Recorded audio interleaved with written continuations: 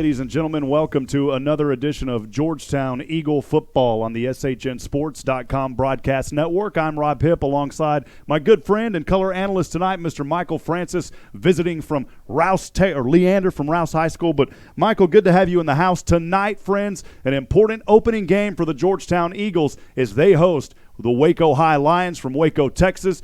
This is a team that struggled. They did beat University, Michael, only by a few points. And coming off of last week for Waco, that's a team that struggled. 48 losses in a row, I believe now. And so Waco High is going to have their work cut out for them tonight. But we talk about a Georgetown team who you were with me last week up in Abilene. The Eagles came out. They struggled early. They were able to start striking, and they didn't stop striking until the final 31-7. Michael, you were there. You saw it. Tell us about it, brother.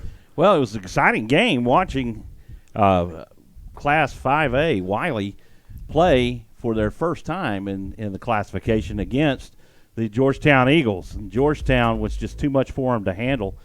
Georgetown coming away with 393 yards of total offense, 146 on the ground, with 247 yards passing through the air from Jackson Siosa. And also had 25 first downs, so prolific offense for the Georgetown Eagles on their first game of the 2018 season. And, of course, Jackson Siosa now following the footsteps of Cooper Bell. He did throw one interception. Remember, Cooper last year threw only one all season. But here's the thing, Jackson just starting out, a phenomenal job, as you just said. And, man, you got to talk about Noah Drum, too. That young man racking up well over 100 yards through the air. Let's talk a little bit about Noah as well. Yeah, Noah Drum, he had 11 receptions for 140 yards.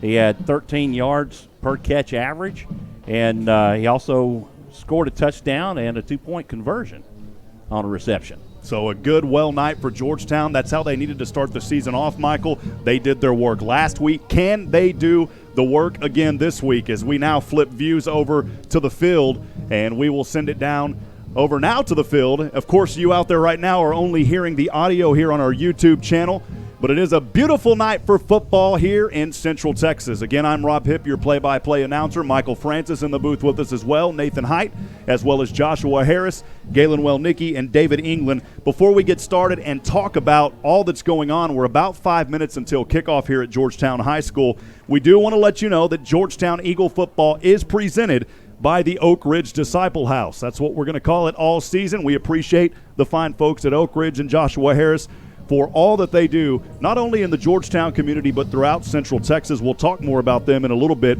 Our gold sponsors, Joshua Harris with the Oak Ridge Disciple House, Ricky Poe with Georgetown Jewelry, Ty Gibson at Minuteman Press. Silver sponsors this year, good friend Doug Grove with the Pregame Insurance Group. Our team supporters, Boomtown Escapes. And the SHN to community commitment to community this year is Trennis Jones with the Positive Coaching Alliance of Central Texas. We do have three quarter sponsors, first, second, and third, respectively, as we go down the list. Kristen Miller with eTeachingMe.com, Chris Courtney with Courtney Home Inspections, and Todd Hargrove with Todd Hargrove State Farm.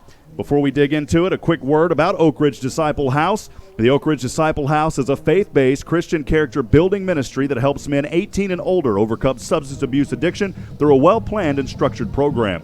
If you or someone you know is struggling to overcome their addiction, the Oak Ridge Disciple House can help. Please visit them online at oakridgedisciplehouse.com. Again, thank you to Joshua Harris and the Oak Ridge Disciple House for your generous support of Georgetown Eagle football here on SHN Sports. Well, Michael, as we're just under 4 minutes before we get started here, Georgetown tonight will be in their Eagle blue jerseys with the numbers in white.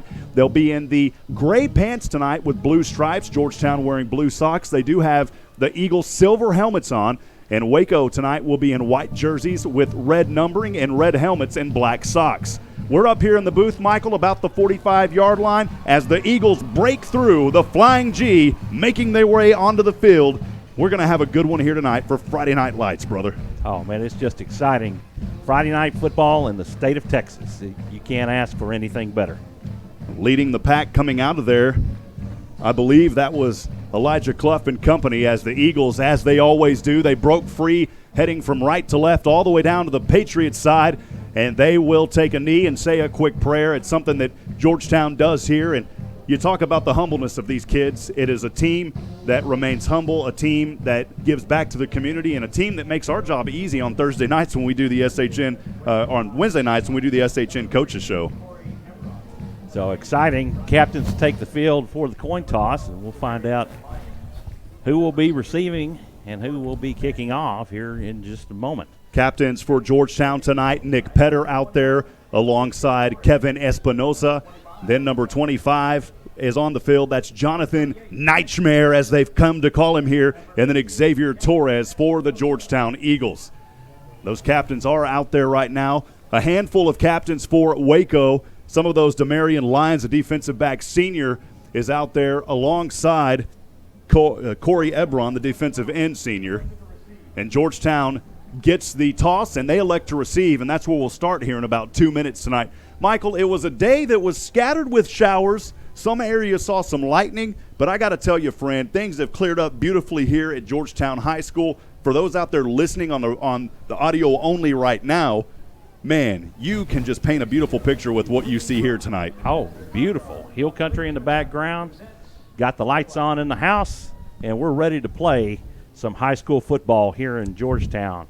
We will have time to send it down to the national anthem. Please join us in honoring our country as we listen to the national anthem as the colors are now being presented from left to right across the 10-yard line. We'll step aside and be right back. Georgetown Eagle football presented by the Oak Ridge Disciple House returns in a few moments.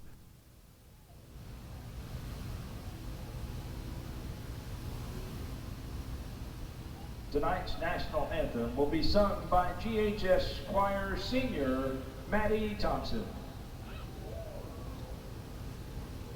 Oh, say, can you see by the dawn's early light what so proudly we hailed at the twilight's last gleaming, whose broad stripes and bright stars through the perilous fight o'er the ramparts we watched were so gallantly streaming, and the rockets were flare, the bombs bursting in air, gave proof through the night that our flag was still there.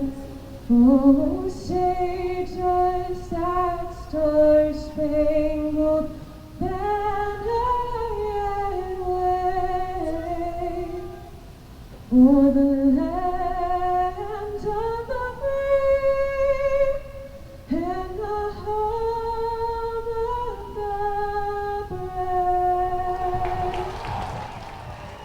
Well, a beautiful rendition of our country's national anthem as we are set for a beautiful night of football here in Central Texas. Again, Rob Hipp alongside Michael Francis. Michael, your early takeaways from last week as we're about to get started here from Georgetown, Texas tonight.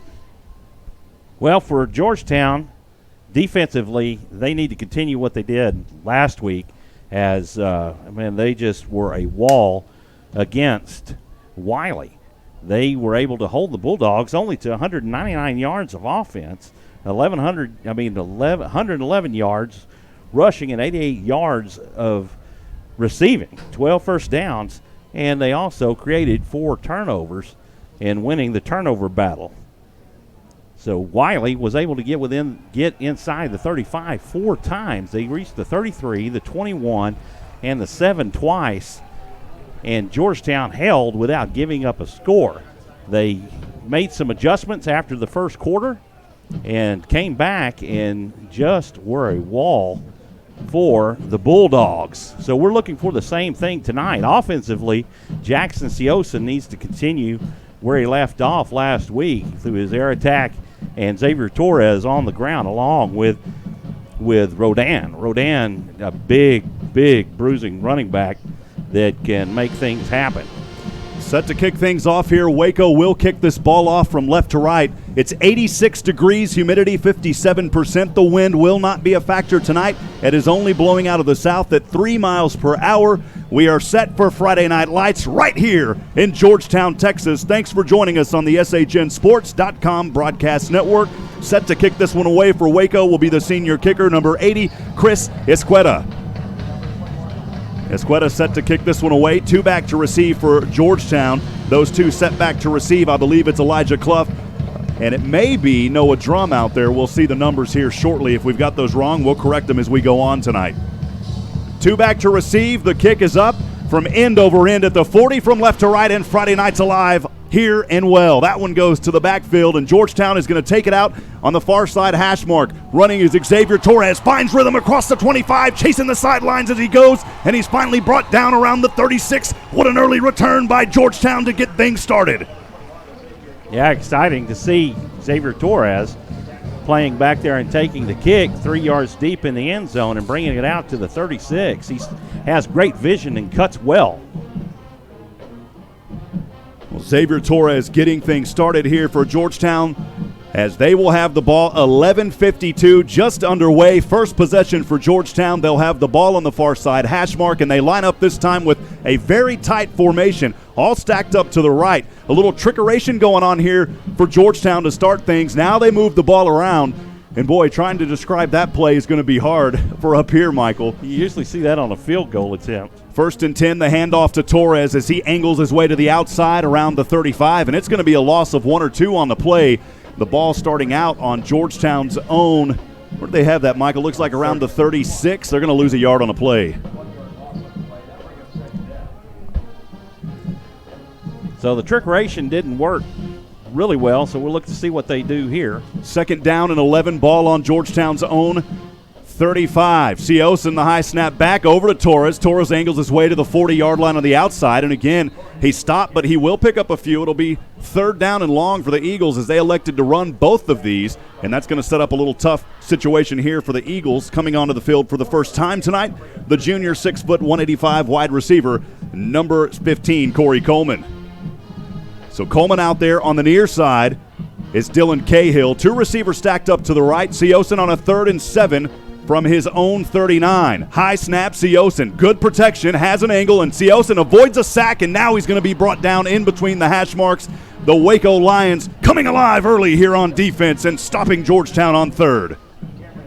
Yeah, Georgetown with a quick 3 and out is something you didn't see from them last week against Wiley. Waco stuffing the run and then closing down on Siosin, who looked like he might escape on the pass, but was eventually brought down behind the line. We'll see if it's Matt Diaz set to kick this one away. That was the early indication that we got before the game. Georgetown on a 4th and 7. They've got the ball on their own 33.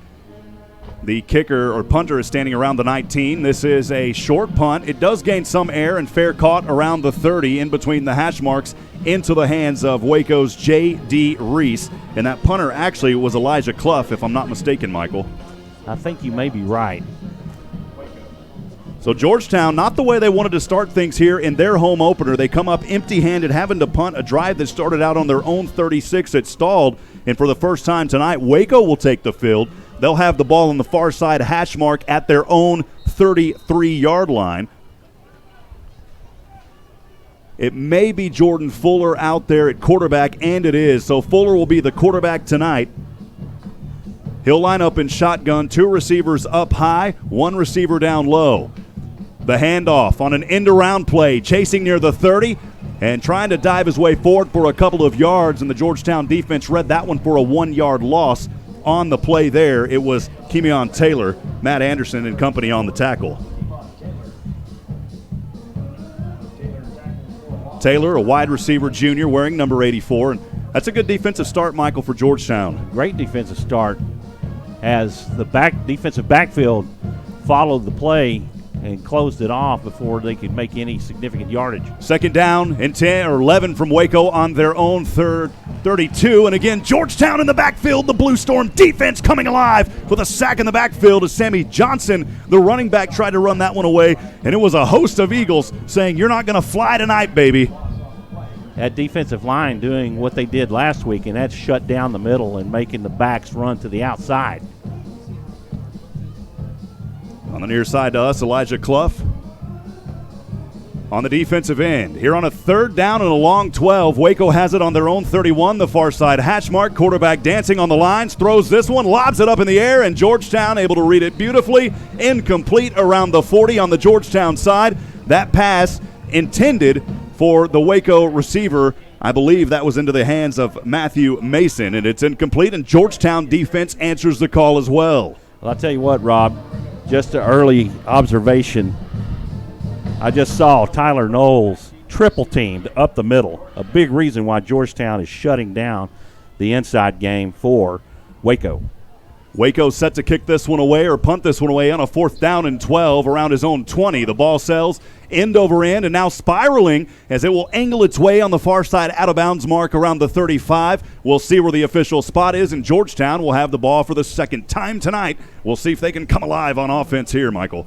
Well, they definitely need to. That first one, a 3 and out, they need to definitely make the difference and drive this down the field and establish their game. Well, Jackson Siosin last week against Wiley ran the ball 4 times, 7 attempts. He had 1 touchdown on the ground, averaged 1.8 yards rushing. But then that passing game for Siosin coming alive in the second, third, and fourth, 23 for 39, 247. He had 3 touchdowns and 1 interception.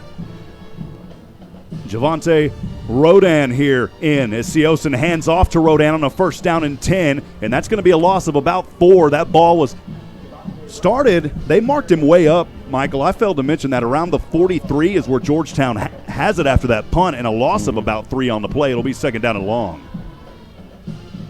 Georgetown splits out quickly in a hurry-up offense. 2 receivers to either side on the far side, hash mark from right to left.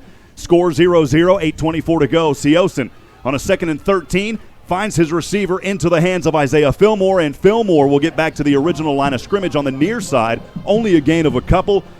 Make it 3rd down and a long 9 for Georgetown. Well, they've only got that ball, Michael, up to around the, looks like they've got him at the 44. Well, the big part of that is number 3, the senior Corey Ebron for the Lions. He's in the backfield constantly tonight. 3rd and 9 is Siosin on his own 39. Throws it, has a man wide open in 1st down territory to the outside. And we'll see if they give him the forward progress. And my, I don't want to sound negative, but he had forward progress, and they're going to mark him 1 yard short. That was into the hands of the Georgetown receiver.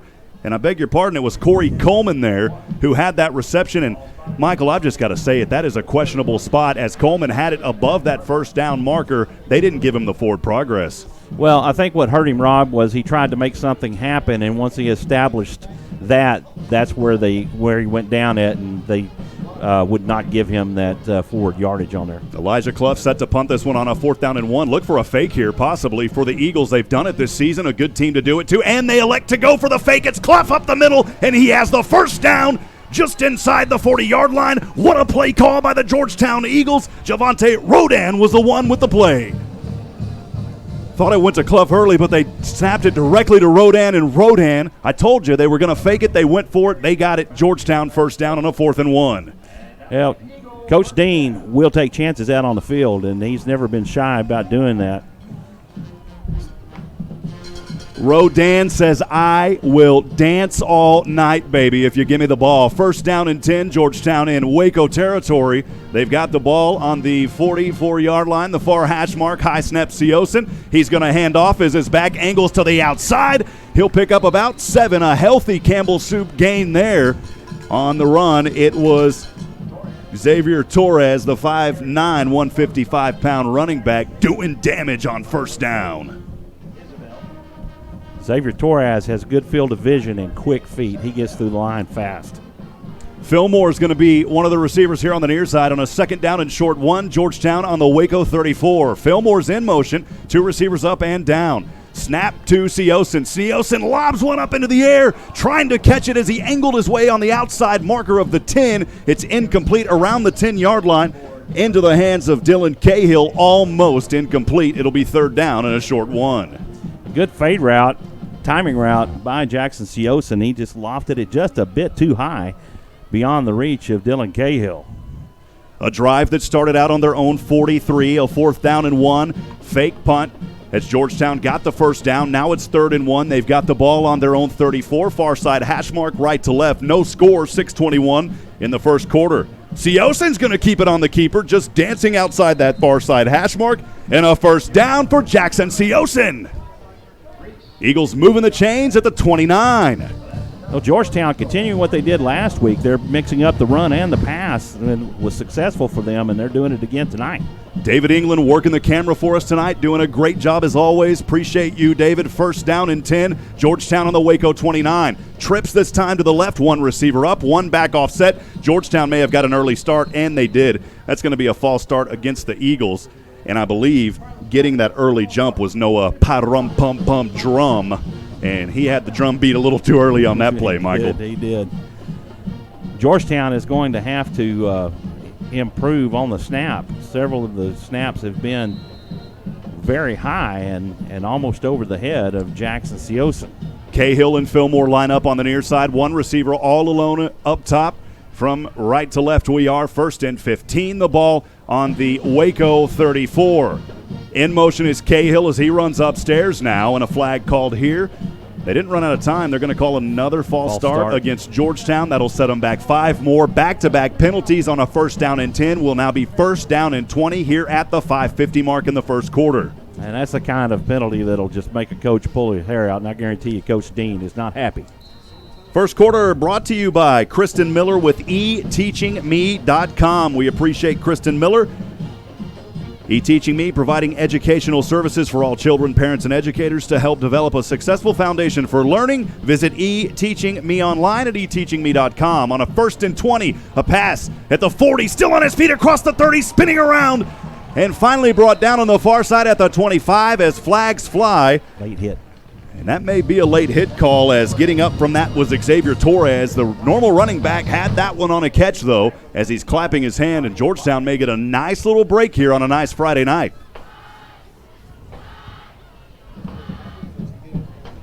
Still waiting to see that call, and I think you're right, Michael.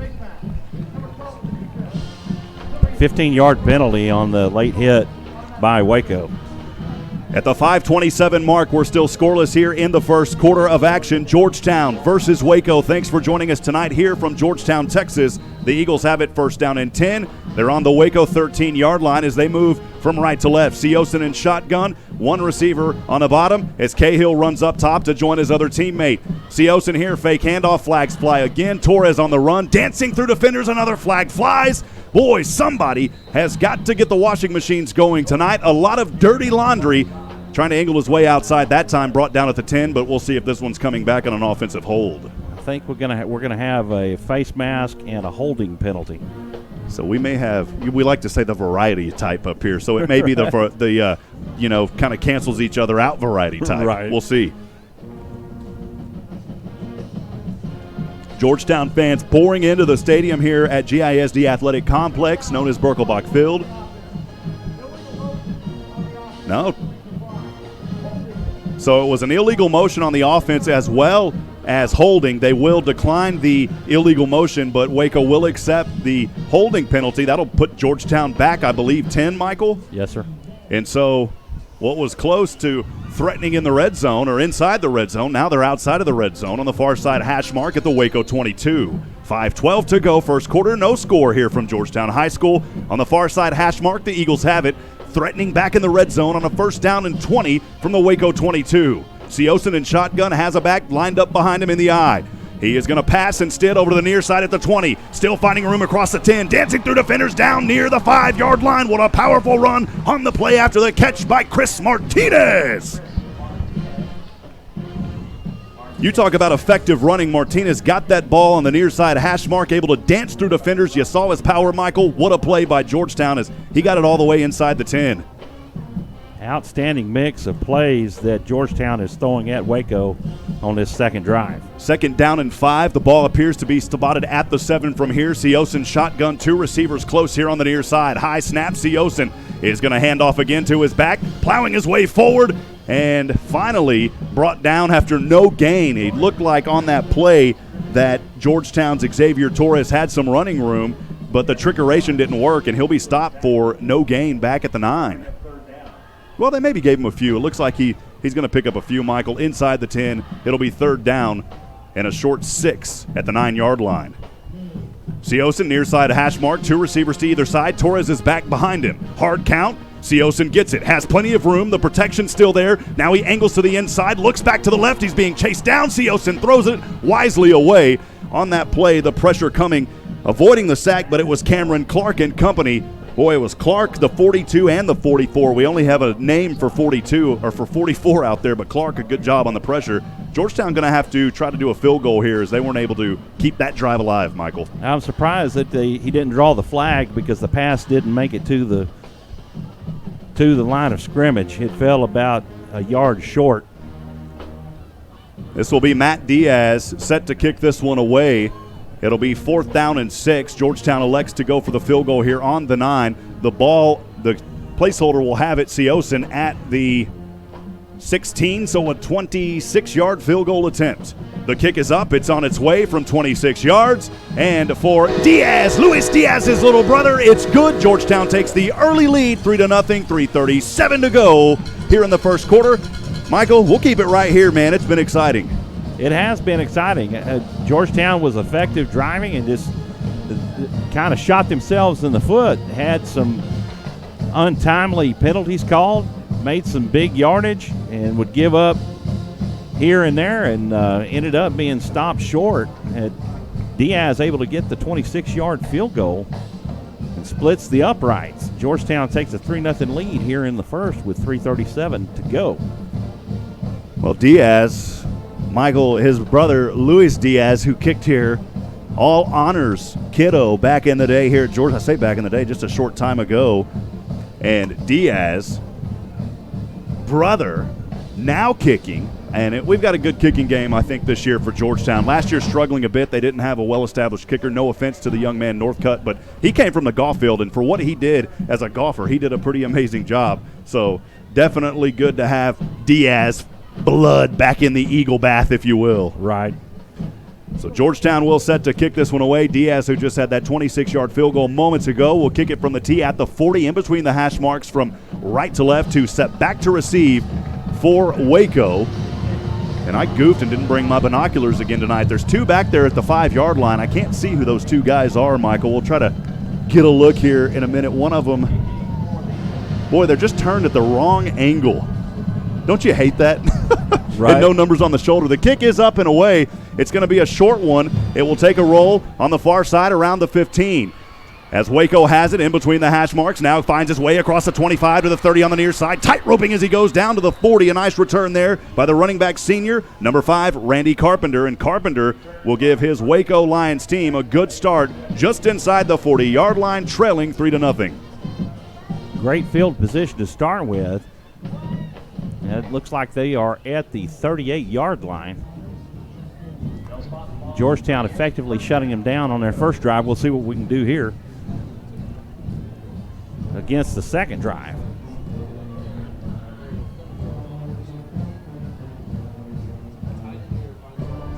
Great atmosphere here at the Georgetown ISD Athletic Complex. Fuller on a 1st down and 10 for Waco on their own 38. Two backs behind him. He's going to hand off to his back. Cutting over to the side is the running back, Sammy Johnson. And Johnson will have a semi-healthy gain, if you can. That's kind of saying, is a granola bar really healthy for you? So we'll call it a granola bar gain for about 4 on 1st down. It'll be 2nd down as he was brought down at the 42 of his own side.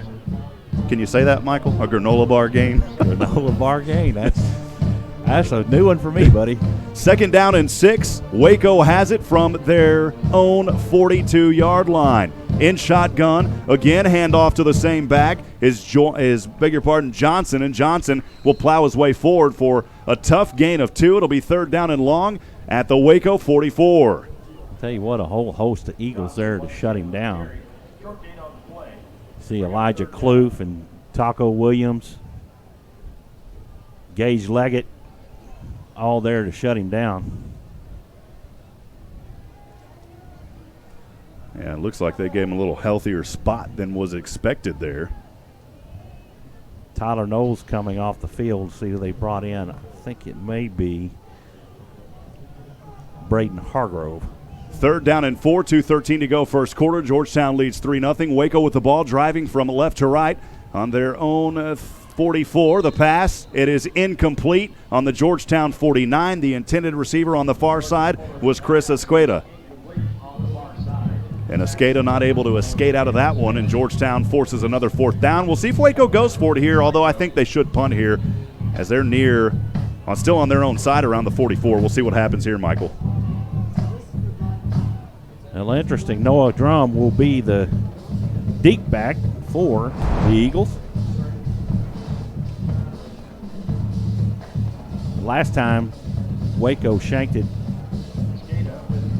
out of bounds. The kick here is up on its way. The punt angles to the outside around the 18, and that is where Georgetown will start things off here. It's like Waco is trying to work the sidelines on their punt game and not give the dangerous Noah Drum an opportunity to return.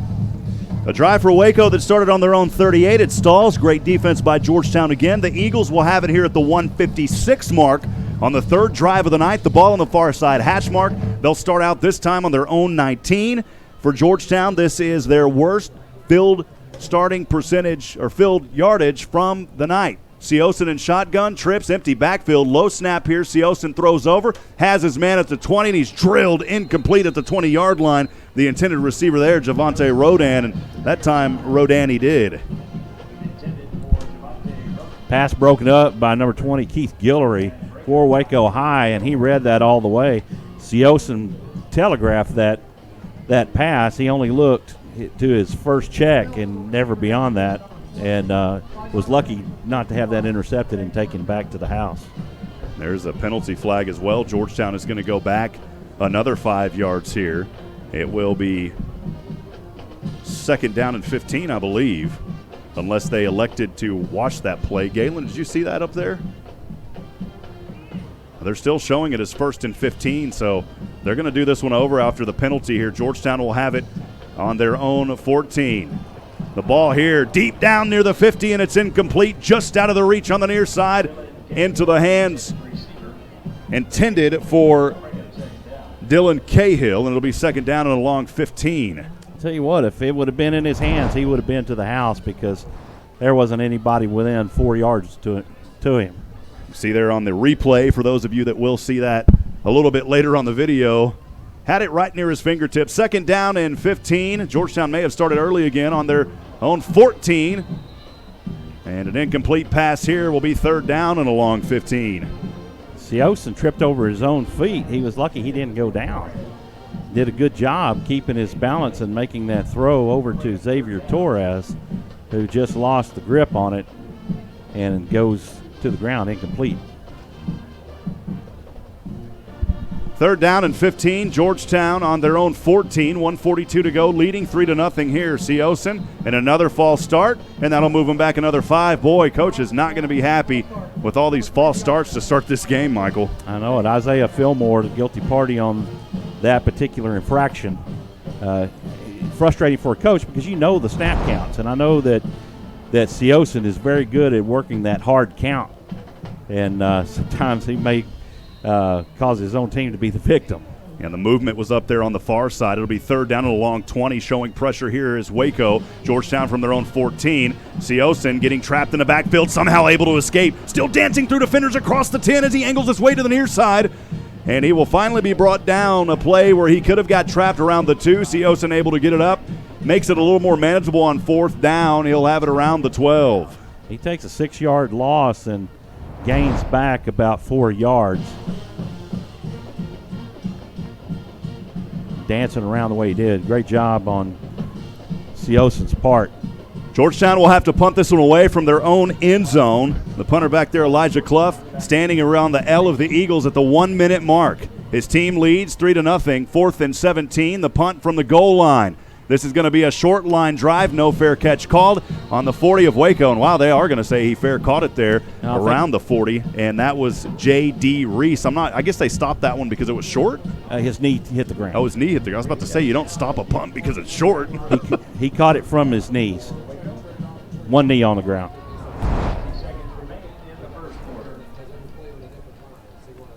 So far, Waco doing a pretty good job against this powerful Georgetown offense. 50 seconds to go here in the first quarter for Georgetown. A drive that started on their own 19 stalls. Waco will now take over in their best field position of the night on the Georgetown 44. And that is the first time tonight that any team has started in the opposing team's territory. The quarterback, Fuller, in shotgun for Waco. A first down and 10 again from the Georgetown 44, and a whistle here. We may have a timeout on the field, and that is the timeout. We'll see who called that one. It is Waco. Waco calls the timeout. Georgetown leads 3-0. Michael, let's get to some of these sponsors here. We've talked about Oak Ridge Disciple House. Tell us a little bit about our good friend Ricky Poe over at Georgetown Jewelry. Georgetown Jewelry. Austin ISD Thursday Night Football is brought to you in part by Ricky Poe, owner of Georgetown Jewelry. Georgetown Jewelry specializes in custom jewelry, bridal, watches, repairs, and appraisals, and are buyers of gold, silver, coins, and more. Georgetown Jewelry since 2013. Drop by the Williamsburg Village Shopping Center in Georgetown or visit them online at georgetownjewelry.com. I was going to mention Ricky not only supporting Georgetown football, but also AISD Thursday night. He does support Georgetown as well. I know Ricky personally and appreciate your wonderful support, Ricky, and all the fine things that you do here for Georgetown. We'll get to some more of the sponsors as we have time. Quickly, though, back in action here. First down and 10, the first drive here of this third possession for Waco. They will have it on the Georgetown 44. Fuller in shotgun, looking over. A little confusion here as he looks over to his coaching staff. He's got his – I'm trying to look at the numbers here. I believe his Carpenter's is running back next to him. On a first and 10 from the Georgetown 44, escaping through defenders on the near side hash mark, and the Eagle defense not allowing him to escape much more. On the play, making the initial hit was Taylor Beal and company. Beg your pardon. Dwayne Howard on the keeper there, the quarterback. Did they switch out? I know Carpenter. They made a change. Fuller came out and Howard came in. There's a switch there. Carpenter's wearing number 5. Howard wears number 6. Carpenter, the running back senior. Howard, the quarterback, number 6. I think it is still Howard and Carpenter. He came in for Fuller. Yeah, so there was a switch at quarterback moments ago. And they may just let this one wind down, and I think that's what they're going to do here. On a second down and 9, the ball is at the 42-yard line, and the clock will run, and that'll be the end of the first quarter. Georgetown leads after 1, 3-0. We'll step aside and take a quick break. Don't go anywhere, folks. Georgetown Eagle football on the SHNSports.com broadcast network will continue in just a few moments. This is Taco Williams, defensive back. This is RJ Moreno, running back. This is Noah Drum, wide receiver. This is Mason Meyer, defensive end. This is Johnny Neich, defensive back. This is Dylan Cahill, slot receiver. This is Gage Leggett, defensive back, and you're listening to Georgetown Eagle football on SHN Sports.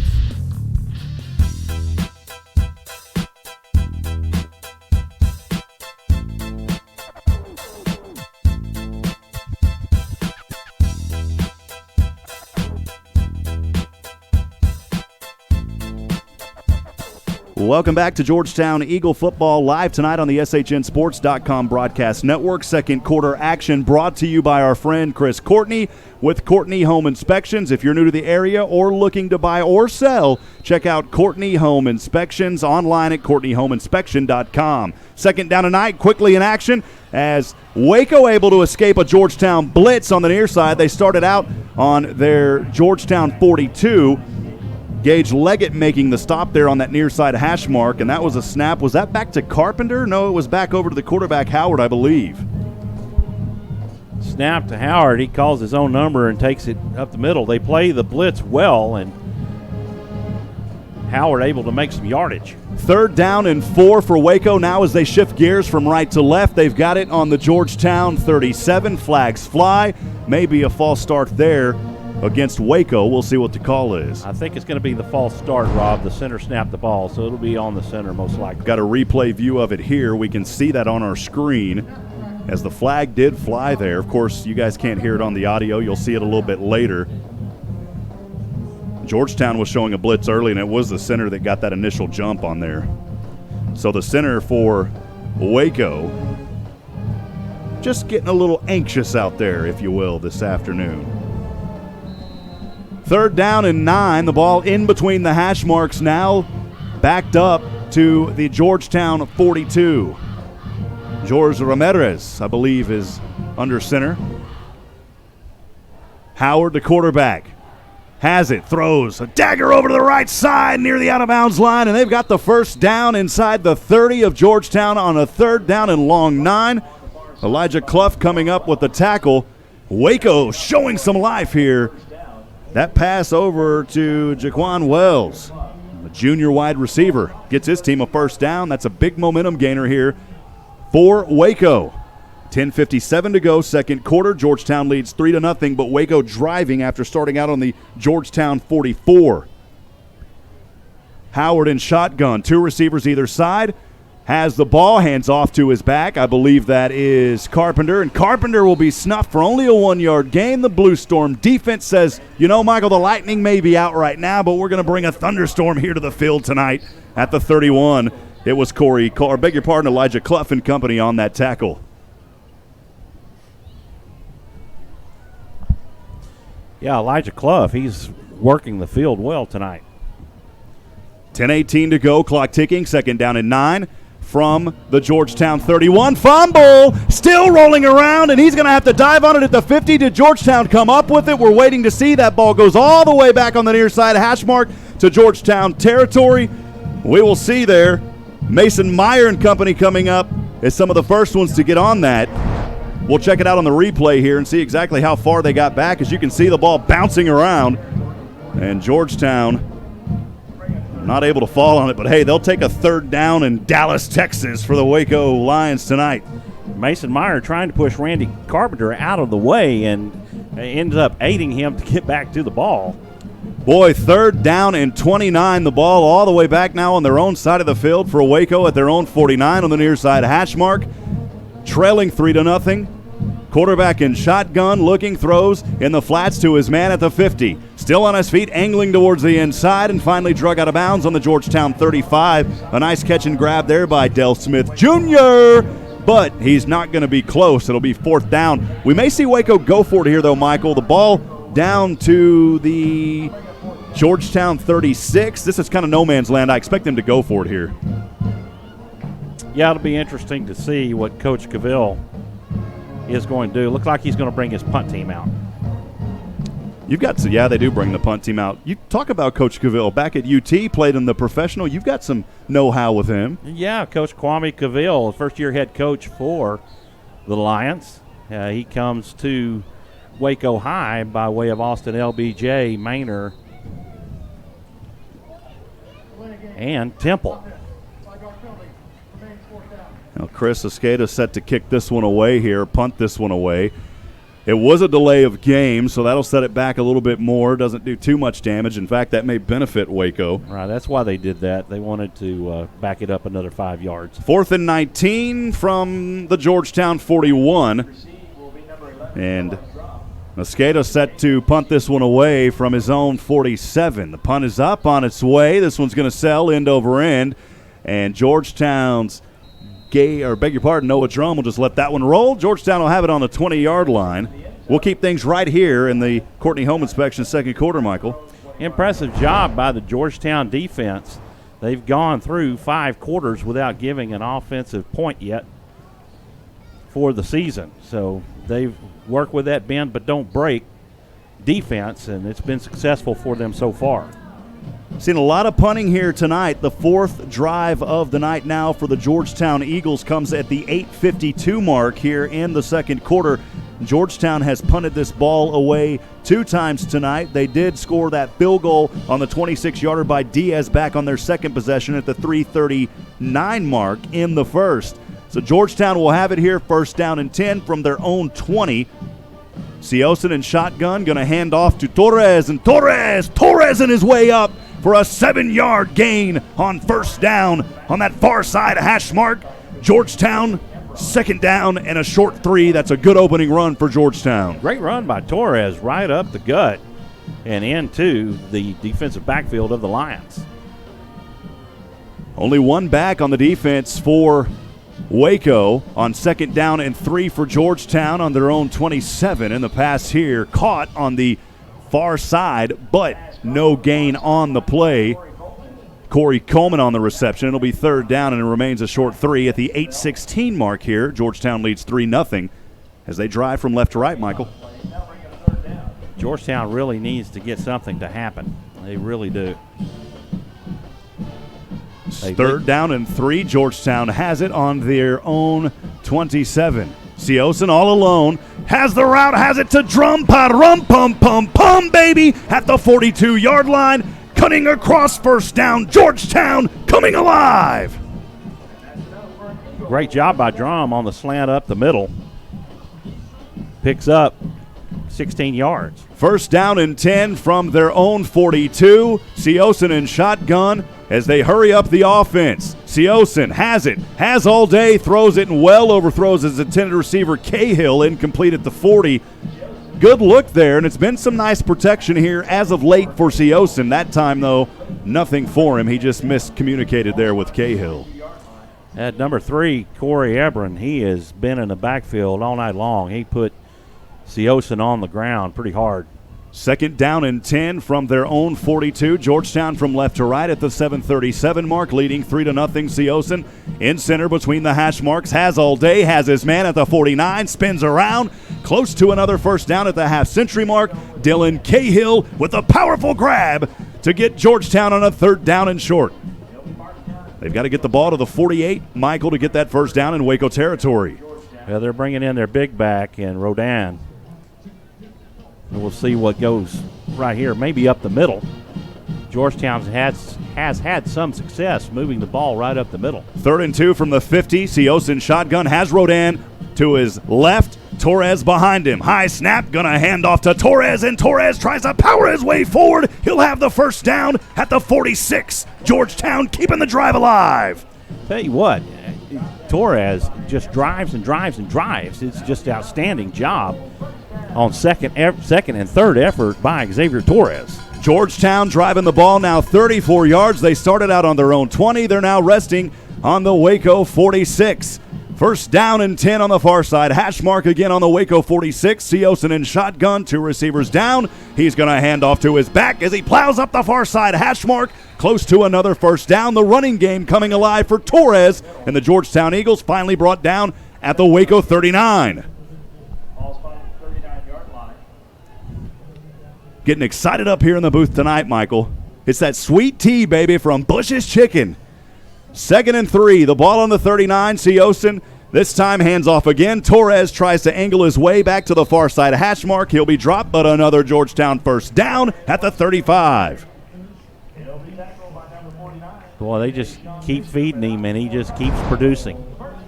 Torres, through these first 2 games, is just proving his worth back there in the tailback position.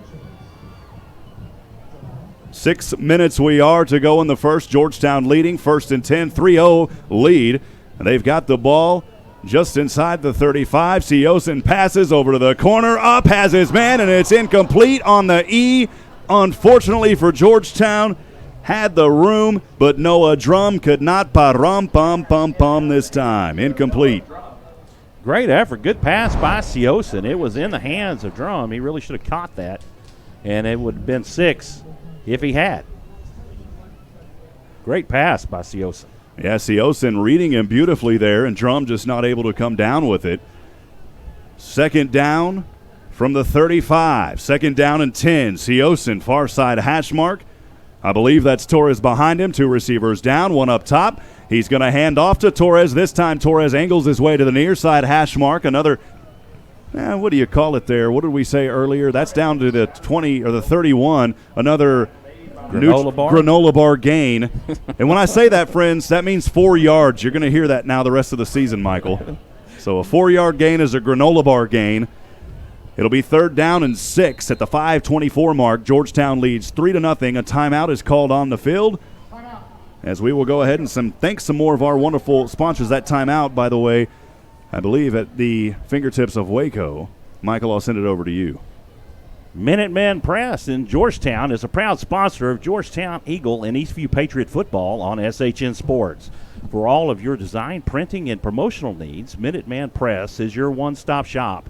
For all of your marketing products and services, Minuteman Press can be found online at www.mmmptx.com. Thank you to Ty Gibson and Minuteman Press for your generous support and helping make these broadcasts possible. We would also like to thank Pregame Insurance Group. Pregame Insurance Group, located in Central Texas, is an insurance provider servicing clients in all 50 states. Pregame Insurance Group is designed to fit your insurance needs and help you manage potential risks. Offering a wide variety of insurance products for business and personal needs, Pregame Insurance Group has you covered. For more information, visit them online at www.pigbcs.com. Thank you to Doug Groves and Pregame Insurance for sponsoring Georgetown Eagle football on SHN Sports. 3rd and 6 from inside the 35. Seosin tuck and run in between the numbers. Spins his way around. Seosin going to power his way forward for a Georgetown first down on the far side hash mark. The Eagles now at the 22. Seosin getting that running game established here for the Eagles. Outstanding job by Seosin. He is stopped and stood up and then spins his way out and continues going and picks up that Georgetown first down. 5 minutes to go. Georgetown leads 3-0 as they move the ball near the red zone now. They've got it on the Waco 22. Handoff here as helmets fly, and that's going to bring him out for a play. And on that play, it was Torres on the carry. He'll have no gain, maybe a short one. Looks like he's down at the 21. The player that's going to have to come off the field for a play is Cameron Clark. He lost his helmet, so when you lose your helmet, you got to come off the play for at least one, off the game for one play. And there was a flag, though, and this is going to come back anyways against Georgetown. Holding. Unfortunate 10-yard penalty that'll back the Eagles up, and it'll be 1st and 20.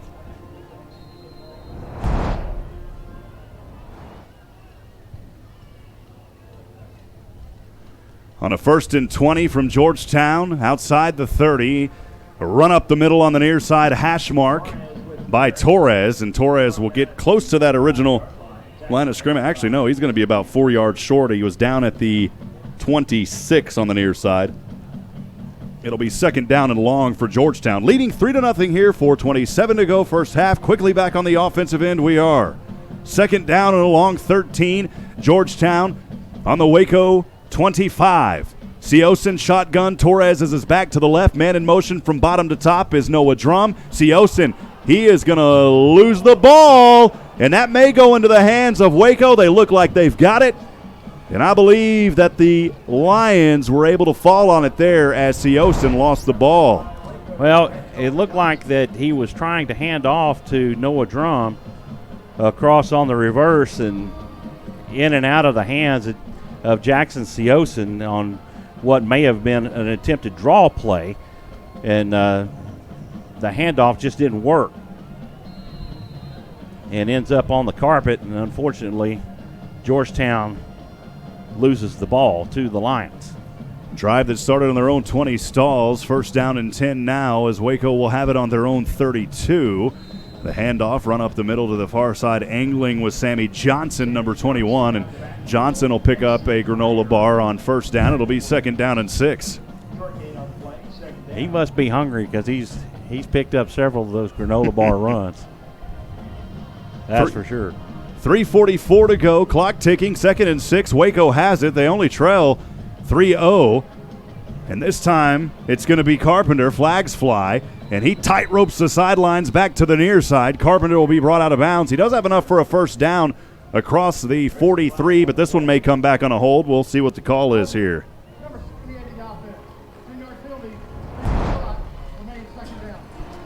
10-yard holding penalty on the Lions will negate that gain by Carpenter.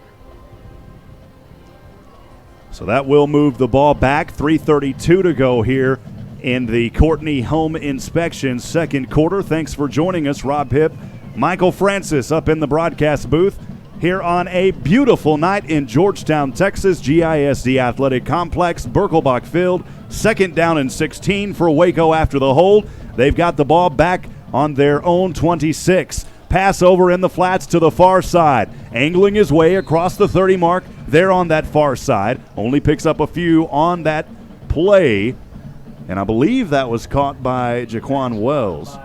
A naked screen that didn't work for him. He was by himself in the flats, and Georgetown sniffed it out well. 3rd and 12 for the Waco Lions as they trail 3-0 at the 3-minute mark, moving from right to left on their own 30. This time, quarterback throws it over to the far side, and only a pickup of 1 across the 30 again. And the quarterback back in is Fuller, and he threw that one into the direction of Wells. I'm not sure if that was the receiver. In any case, it's going to be 4th down and long. The Georgetown defense protects after the offense fumbled. They'll have to punt this one away here, Michael, at the 2:40 mark. Outstanding defensive play by Georgetown. That just keeps shutting them down, and that's what's saving the game for Georgetown right now, because offensively they've really struggled with the false starts and holding penalties that have kept pushing them back. On a 4th and 11, the punt from around the 20, high punt, fair caught for, and he drops it, but able to pick it back up around the 40. 38 is Noah Drum, and that is where Georgetown will take over here. They've got a little bit of time here, Michael, to try to put a drive together. I'm surprised they didn't throw a flag on number 85, Matthew Mason, as he made contact with Noah Drum on the fair catch call. Yeah, and Drum almost turned that one over. Luckily, it goes right back into his hands there around the 38. And that is where Georgetown will start this drive. Again, 2:11 to go. Thanks for joining us for Georgetown Eagle football, presented by the Oak Ridge Disciple House. Second quarter, made possible in part by Chris Courtney with Courtney Home Inspections. Again, if you need your home inspected, you're buying or selling, it's CourtneyHomeInspection.com. Georgetown 1st and 10. They'll have it here as they start on their own 38. Pass over, broken up around the 47. Intended receiver was Isaiah Fillmore and Drum and company. I'm not sure who was intended. They were both in the area there, Michael. Defended well by McQuavian Matches. Incomplete. Now bring up 2nd down. 2:07 mark, 2nd down and 10. Seosin in shotgun. 2 receivers to either side as they move from left to right from the far side hash mark. Seosin, hard count. That's an offsides on Waco, no call. Seosin rolls over, the flag's there, throws it up, has his man, Drum at the 40. And they're going to decline that penalty if that's what it was, because there was an early jump on the play. Beautifully executed there by Noah Drum. As you can see, a man from Waco did go off sides there up high. Georgetown's going to decline that. 1st down for the Eagles in Waco territory at the 40. Essentially a free play for the Eagles. Noah Drum with good hands on that play. 1st down and 10 on the near side hash mark, now in Waco territory. Seosin and the Eagles have it at the 40. And this time, stopped before he could get started. Another penalty, another flag, and another false start for Georgetown. That has got to be frustrating, Coach Dean, to absolutely no end. You're the offense. You know the snap count. You work on these cadences throughout the week. You know that Seosin is going to give the hard counts. You've got to be prepared. Really didn't see anything there on the replay. 1st and 15, Georgetown on the 45 of Waco. Seosin has good protection, still there, throws over, has his man Drum, and Drum just drops it. Drum, if he could have caught that, he was wide open. He would have had room to run and get close to that 1st down marker. I believe he would have. A little low on the throw, and Drum having to reach for it. And, I mean, he was wide open there at the 45 and just right out of his reach, as he wasn't expecting. I think he tried to run before he got it, and he's frustrated with himself.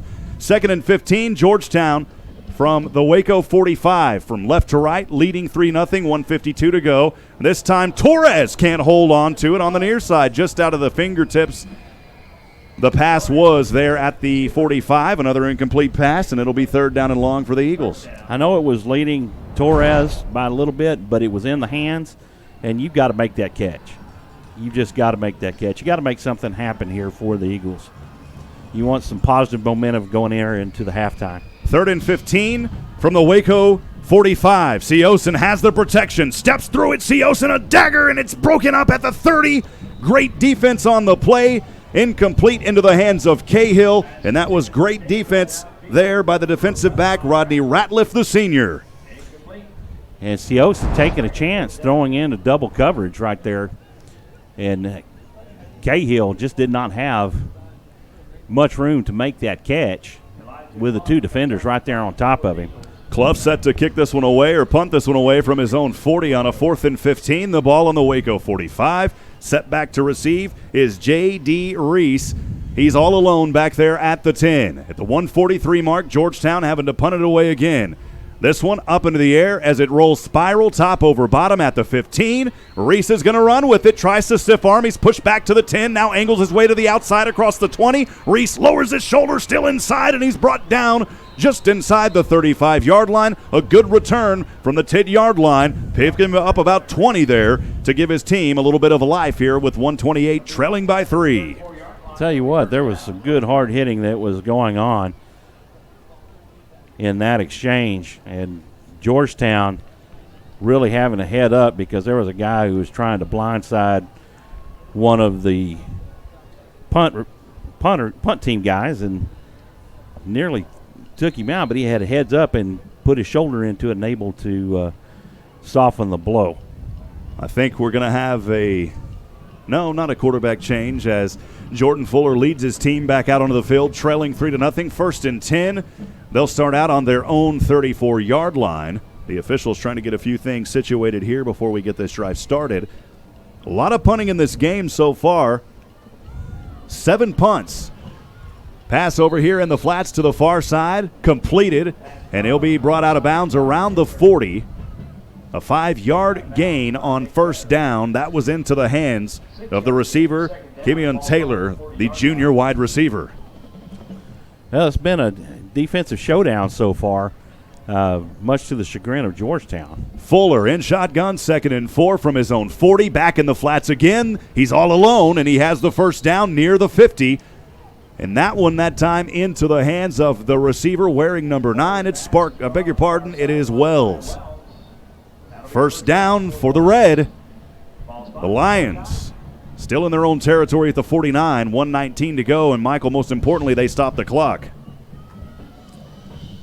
Work that sideline. That's what you got to do within the 2 minutes. Fuller shotgun is back. Carpenter to his right. He's going to keep it here as Fuller. He's chased down by the Blue Storm, spinning on his feet, and now he will be collaborated at the 45. What a stop by Georgetown. I tell you what, Rob, that was an awesome display about Georgetown. Great speed, defensive speed. The backs closed it down. Fuller looked like he had some open field to make some yardage, and Georgetown shut him down. Dancing around he was, and we call it the Blue Storm. We started that last year, coming up with the sack in the backfield there for Georgetown. It was Mason Meyer and company on a 2nd down and 13 on their own 46. Waco has it into the back. They toss it to Carpenter. Carpenter angles his way to the outside. He'll be brought down, and I believe out of bounds as he caught that one in the flats. Out of bounds it goes. It was Matt Anderson and company on the tackle.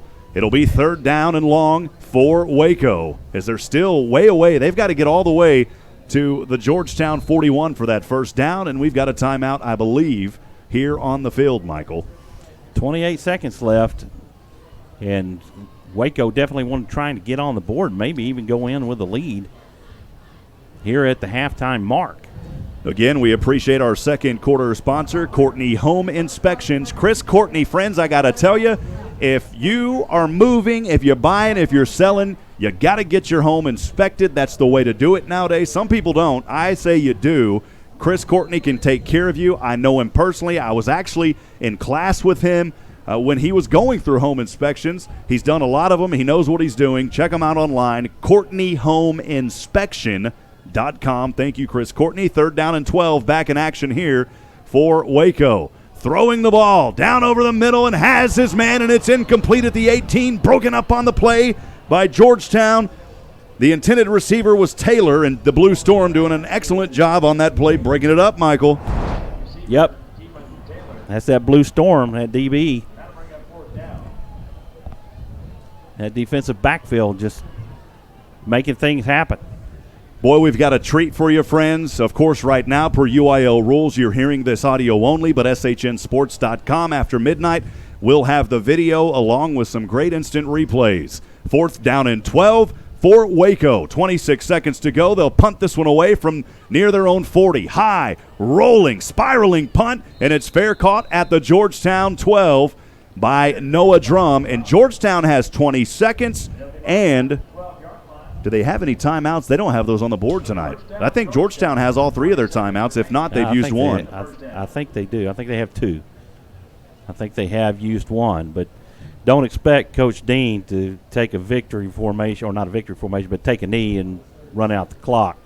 Look for him to make something happen here and possibly put more points on the board. This is a Waco team that narrowly escaped with a victory versus a University team last week that's lost 48 games in a row. Waco building on that momentum against this powerful Georgetown offense tonight, and Georgetown will just take a knee here and run the clock out with 20 seconds. The coach is next to us, right next to our window, and boy, you got to give your hats off to this Waco team tonight. They are doing some damage. You talk about a powerful Georgetown offense that's able to put points on the board. They had 31 last week. Of course, remember they started out slow. It took them a while to get established. They finally got the rhythm in the second quarter. But here tonight, Michael, nothing so far besides a kick for Georgetown. They lead 3-0 as the clock strikes 0. We'll head into the halftime. Michael, your early thoughts. We'll take a break, then we'll come back. We'll thank some more of our sponsors, but some quick early thoughts before we lead into more of a discussion here at halftime. Mistakes have cost the Georgetown Eagles points on the board, and you've got to overcome the fundamental mistakes. The false starts have just been the bane of the Georgetown Eagle offense tonight. So we look for some differences to be made, adjustments to be made. Coach Dean, go in here and talk to these young men, get them set right in the right mind to come back out here in the third quarter and not make those same mistakes and take charge of this game and steal the wind out of the sails of the Waco Lions. Coach Kwame Cavill has to be happy with his Lions so far, only trailing 3-0 to the Georgetown Eagles. Well, a 28-minute halftime. We'll take a few minutes. We're going to step aside. For those of you out there listening right now, of course, there won't be much, so bear with us. You'll hear just some sounds of the Waco band. We're going to get a little bit of them. We'll come back and talk over them for a few moments, and then we'll let you hear all of Georgetown Eagle Band. Friends, don't go anywhere. Georgetown Eagle football presented by the Oak Ridge Disciple House right here on SHN Sports will continue in just a few moments.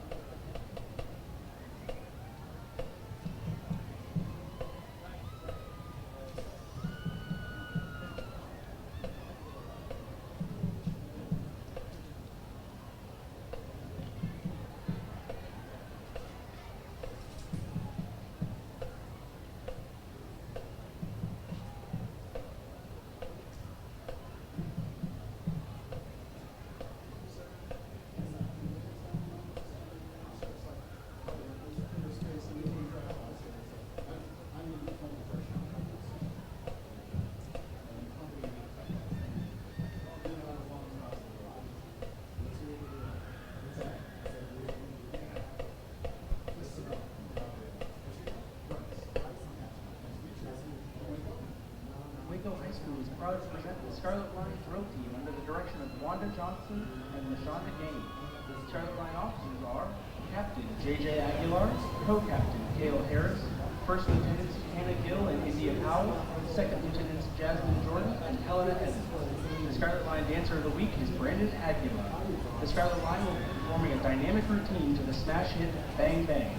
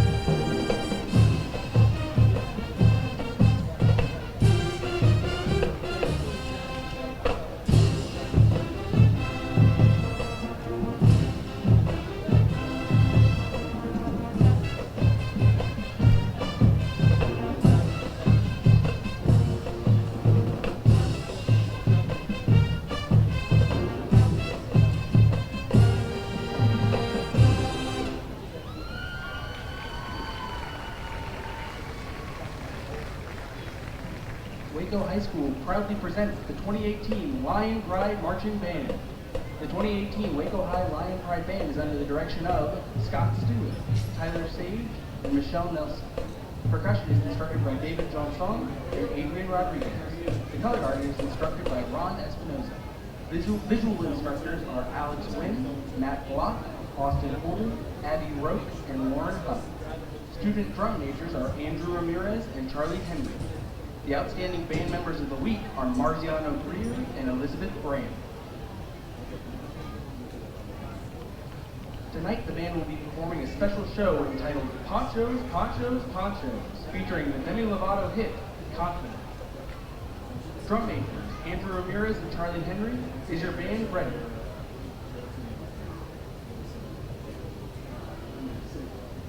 Lion Pride Band, take the field in performance.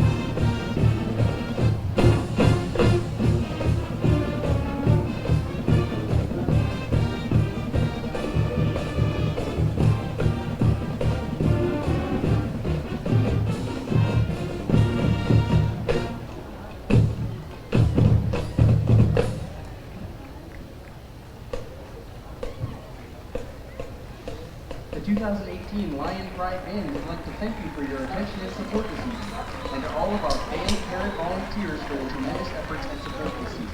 Yay, band parents! The band would also like to thank our business partners, Mr. Salinas and the Salinas Mobile Shop, for their continued support of the fine arts programs in Waco ISD. The band would like to thank all of our Waco ISD school board members, Superintendent Dr. Marcus Nelson, Waco High Principal Ed Love, Dean Lisa Saxenian, Assistant Principals Ashley Bates, Donna Burgess, Jerry Johnson, Larry Kling, Reggie Lewis, Bama Moore, and Elizabeth Velasco. Special thanks to Fine Arts Director Larry Carpenter and Administrative Assistant / Queen of Fine Arts Susan Ramone for their continual support of all the Waco ISD Fine Arts. Let's hear it one more time for the 2018 Waco High School Lion Pride Band. And don't forget your ponchos.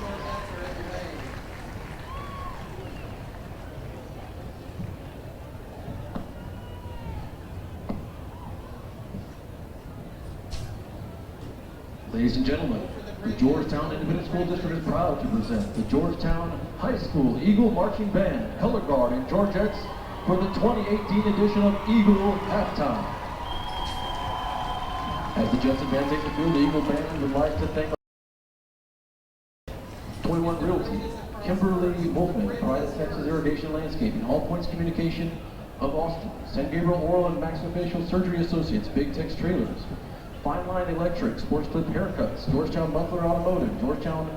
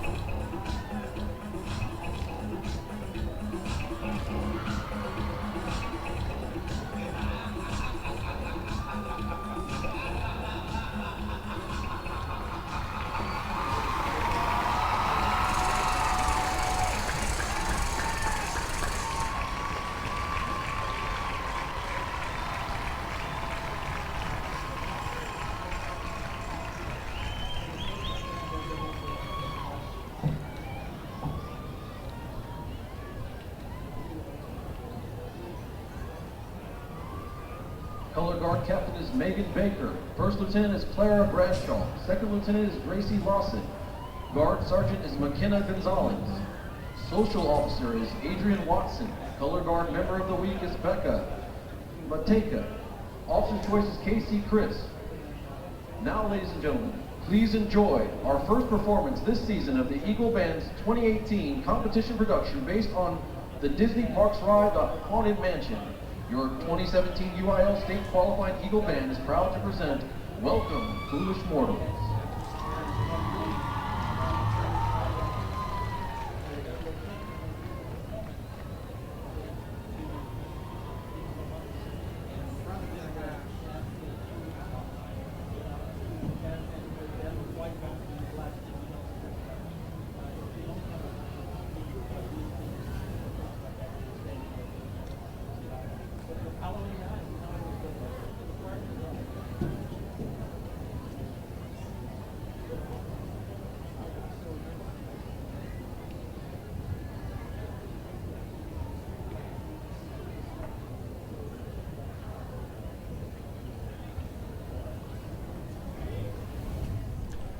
Well, welcome back to Georgetown High School. Rob Hipp joined alongside my good friend and color analyst this evening, Michael Francis. I'm going to shake your hand, partner. It's true honor and blessing to have you up here in the Eagles' nest tonight at Georgetown High School here at Birkelbach Field. A game at the half that Eagle fans may say, what is going on, trailing against a Waco team. Now, we failed to mention this, though. This is a Waco Lions team, a new coach for the first year here. We'll talk about that again in a minute, Michael, as you've got some information on him. But the Georgetown Eagles tonight only up 3-0 here in this ball game at the half. We were just about 7 minutes to go until we get things going here in the third quarter. But let's quickly, Michael, look at that first half. I'll let you jump in after that, and we'll kind of break this one down. In that first half for Waco, they only had 2 first downs. Georgetown had 8. Waco, 10 rushing attempts, -7 yards. The Blue Storm defense doing an excellent job at stopping that running game. Georgetown, 18 carries, 39 yards. On the passing end for the quarterback from Waco, as he goes 7 for 10, no interceptions. Seosin 8 for 17, no interceptions. You look at the passing yards, and the reason on Waco I didn't talk specifically about a quarterback is they've switched it up a couple of times tonight. The passing for Waco, 46 yards, Georgetown 83. Total yards, 20. I'm not sure what this is here, Galen. Sorry.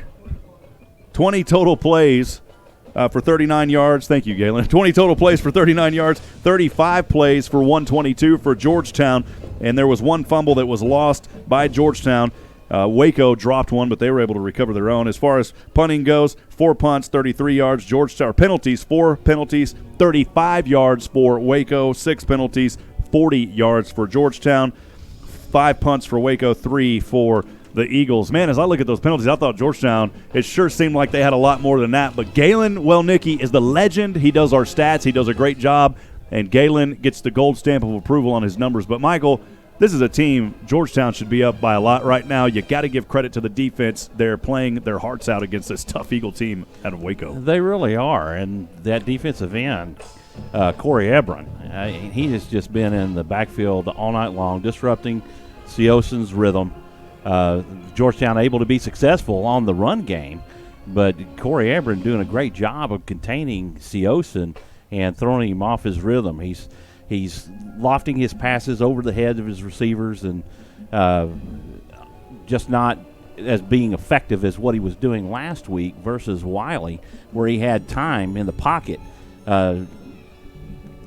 Lions able to get through and break up that rhythm, and he's just been uncomfortable back there all night long. Well, Georgetown's had a couple of big plays. We've seen Xavier Torres try to do what he can on the running game tonight. He's got the team somewhat established, but the defense for Waco has simply been the reason tonight that Georgetown was only able to get that one kick off of the toe of Diaz for 26 yards, and luckily that went through, because if it didn't, right now we'd be sitting at 0-0, and you and I would be wondering, what is going on? Well, Eagle Nation would definitely be pulling their hair out and thinking, what in the world is going on here, that this team is able to shut down this high-powered Georgetown offense.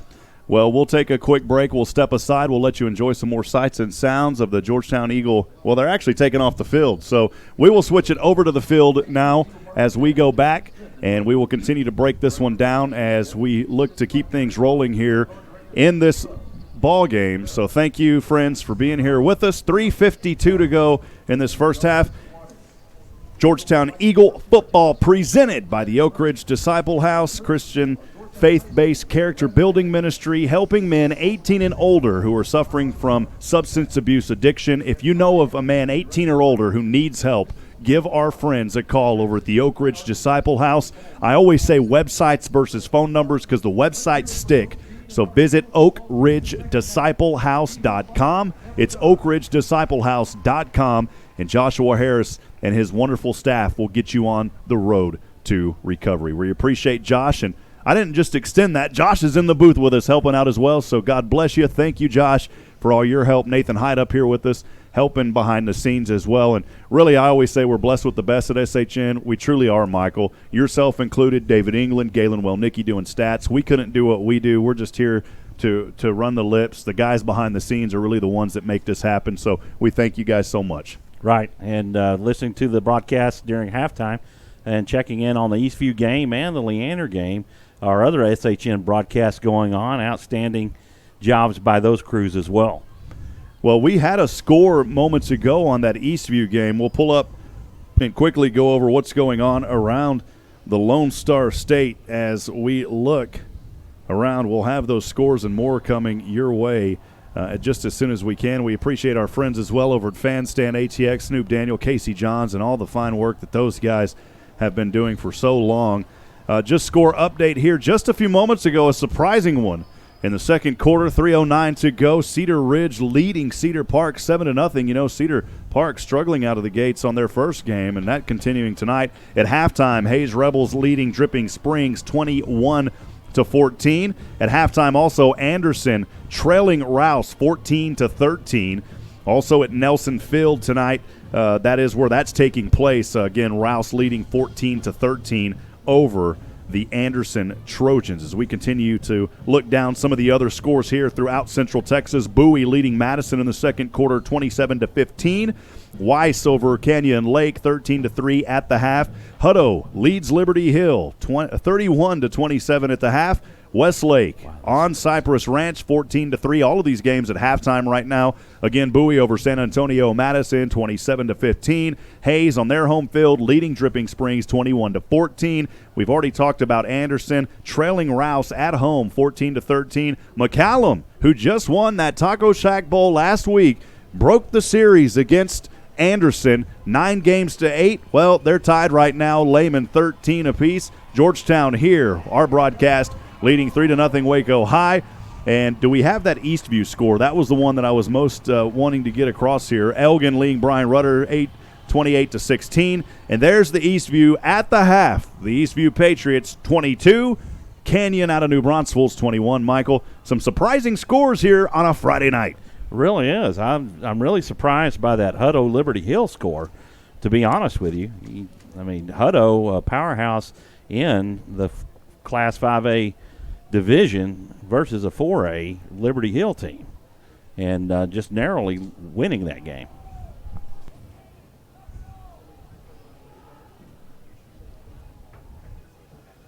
So Georgetown has come out of the tunnel, and they're getting ready. They're on the field to get this second half started.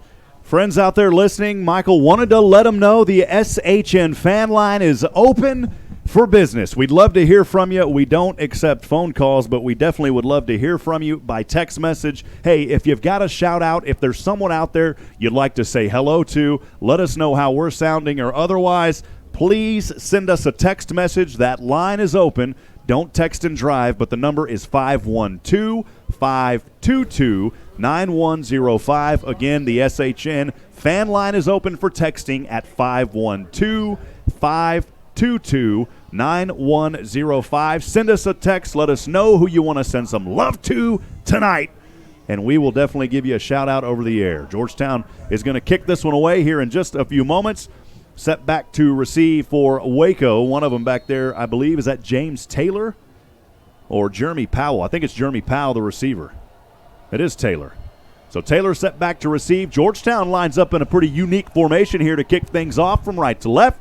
It is on its way, and Wells set back here to receive this one, and Wells will start off for Waco in some good field position. Be that maybe Johnson. Is that right, Michael? Mm-hmm. So Johnson, thank you for that. Johnson will have the ball. Sorry about that, folks. Johnson, the returnman on the far side, he'll have the ball at the 37-yard line. And for the sixth time tonight, Waco is going to try to keep a drive alive this time. Boy, they have punted the ball away a lot tonight.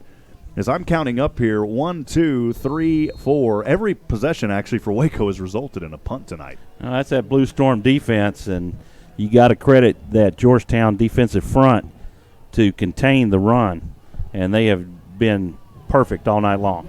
Starting out 1st and 10 on their own 37. The handoff to the back. It's Carpenter, has room, and he dives across the 50, still on his feet, coming out of the gates like a thoroughbred horse to start this quarter, all the way into the Georgetown 38 on the far hash mark. Boy, what a start for Waco as they're coming alive. That's the first explosive play that Georgetown has given up tonight. Hurry up offense, things changing here. 1st down and 10 for Waco from left to right. They've got the ball on the Georgetown 38 in the flats. Into the receiver, tightrope in the sidelines. He's finally brought out of bounds, but another 1st down. It was Ratliff, Jerome Ratliff on the reception and the 1st down. 2 plays, 2 big gains, 2 1st downs. We're underway here in the 3rd quarter. Waco threatening early. 1st down and 10. They've got it on the Georgetown 25. Low snap, handoff to the back as he angles his way to the near side hash mark, dives forward, and another healthy gain on 1st down in the red zone at the 18. That was Tyler Bill coming up with the tackle, and a nice run in the backfield by these Waco Lions. As they go 2nd down and 7 in the red zone on their Georgetown 18. Snap back, Carpenter, fake handoff. No, Carpenter has it. Plows his way forward as he angles to the outside. He'll be down at the 16-yard line, close to a 1st down. He'll be 1 yard short. It'll be 3rd down and a short one. Boy, Waco is striking early, and we've got a new running back, James Taylor, coming into the game now in place of Randy Carpenter, who probably needs some oxygen out there, Michael. No, this is what TCU and Jim Wacker called back in the 80s smash mouth football. And right now, the Lions are punching Georgetown on the chin, and we're looking for Georgetown to respond. 3rd and 1, only 1 to go, and Waco is going to have the first down. Right up the middle he goes. The Blue Storm not able to stop here.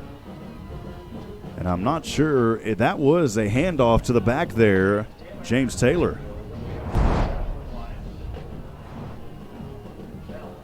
Tyler Bell again on the stop.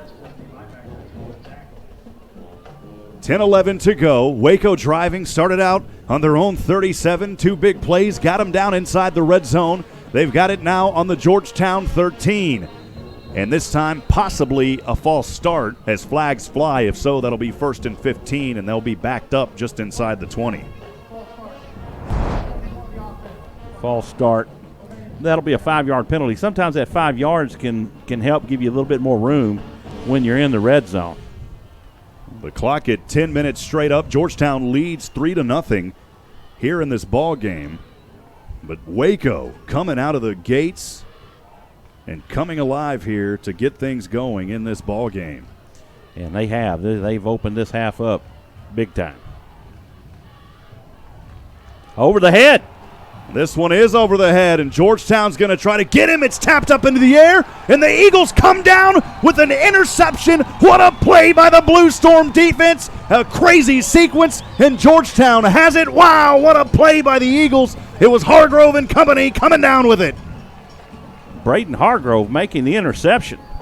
Fuller really trying to make something happen. Really should have took the sack, but he tries to throw it, and he gets tipped by Georgetown and into the arms of Hargrove. Outstanding play by the Georgetown defense, and Jackson Seosin and his offense back on the field. Let's see what of adjustments they've made. Seosin shotgun, 1st down and 10 from his own 32.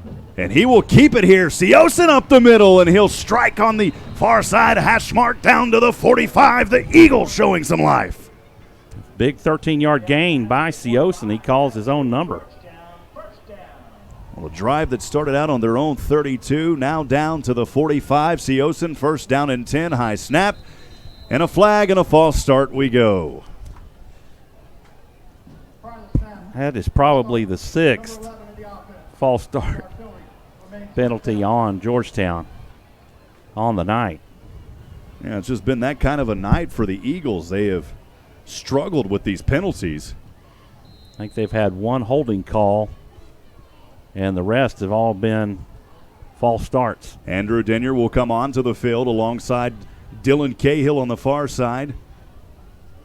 Seosin on a 1st and 15 at his own 40. He's standing at the 35 and shotgun, has a back behind him. He will tuck and roll, has one chasing him between the hash marks, throws it up, has his man, and it's dropped just inside the 40. The intended receiver was Denyer, who checked in moments ago. Yeah, that was right in the bread basket. You got to catch that. Seosin threw it on the money.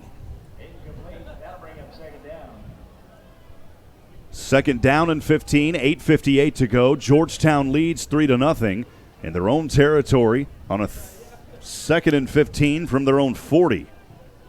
Seosin shotgun. And now his back Torres to his left. 2 up top. Torres will go in motion from bottom to top as a receiver. Empty back. Torres in the flats, and he drops it at the 40, incomplete. 3rd down and long. That's got to be tough for a quarterback when you're hitting right on the bread basket. And that was right in the arms of Xavier Torres, and in and out it went. Now you're looking at 3rd down and 15.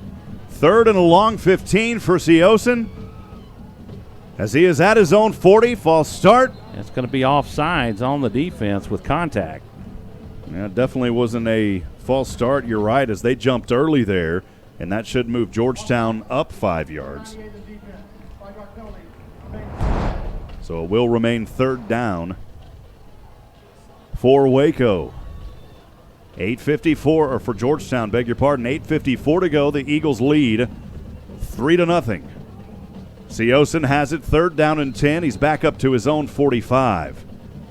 2 receivers, or beg your pardon, trips down to the right, 1 up top.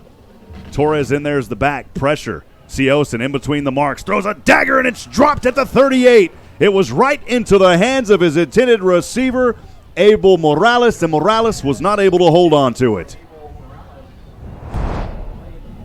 And that, unfortunately, will force a punt here as Georgetown cannot get anything established on their 7th drive of the night. Well, Seosin settled in. He's getting the ball to the receivers. The receivers, unfortunately, have not been able to make the catch. The punter, Elijah Clough, set to punt this one away from his own 30 on a 4th and 10. High punt as it spirals its way down at the 22 on the near side. Waco runs into his own man, chased by the Blue Storm, able to escape, still on his feet, and he's brick wall stopped at the 39, but a return for Waco, and flags fly after that play. But give the young man credit, J.D. Reese. Boy, he pulled out the Reese's Pieces on that one, man. Nice return inside the 40. All right, that definitely wasn't a granola bar return. There is penalty out there, though, on the 44. Waiting to see what that call is here on the field. It may have been unsportsmanlike because it was thrown after the play on the near side here. Again, we're standing up in the booth up high here at Birkelbach in this beautiful facility. Thank you to Georgetown ISD. A privilege to be here. We're in between the 40 and the 50. Yeah, there's 2 flags still on the ground on the far side. Have an illegal formation on the offense. We have a holding during the kick on the defense. Those penalties will offset. We have a dead ball, personal foul, late hit on number 16. 15-yard penalty remains 4th down. Unsportsmanlike conduct called on Elijah Clough. Penalty on number 16. That is his first unsportsmanlike for the game. That is the play there. Unfortunate for Georgetown. Quick score update over in 3A. Gerald all over Florence right now in the 3rd quarter, 34-0. The Cougars looking to have a better season this year. We'll hopefully have them on the SHN network as the season progresses. And friends, we're always looking for sponsors. We don't charge a lot for what we do, but we need your support. We don't charge anything for football, really, so we depend on the business community. If you'd like to sponsor any football game, Georgetown, Gerald, Leander, Eastview, Austin ISD, we've got options for you. Please send us a text message at 512-522-9105. Again, that message, 512-522-9105. Send us a text. I'll send you some more information later on about how you can help support these broadcasts. 4th down and a long 25, a repunt here for Georgetown as they have the ball on their own 30. Clue will punt this one away inside the 20. End over end it goes, and it will be, oh, it's a fumble, and Georgetown recovers it at the 36. What a play by the Eagles. Yeah, number 15, J.D. Reese muffs the punt on the fair catch call. Yeah, he definitely went for the fair catch, Michael, as later on in the video you'll be able to see that replay. That was a pretty routine play. We'll wait to see the call here. All of the officials grouped up around the 40, around the 38 on the near side. They're talking things over here.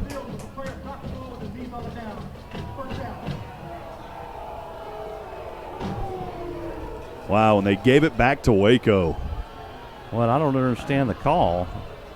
Did he say he caught it with his knee on the ground? It was in and out. He never had control. We saw it on the replay there, and you're right, he didn't have control.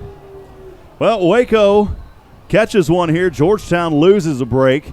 Waco will start out on their own 38-yard line and shotgun. The handoff to Carpenter. Carpenter has daylight, and Carpenter all the way to the 20 as he's on the numbers on the far side, spins around, and he'll be brought down at the 1-yard line. A touchdown saving play by the Eagles, but not before Carpenter can make his way down to the 1 on a huge run.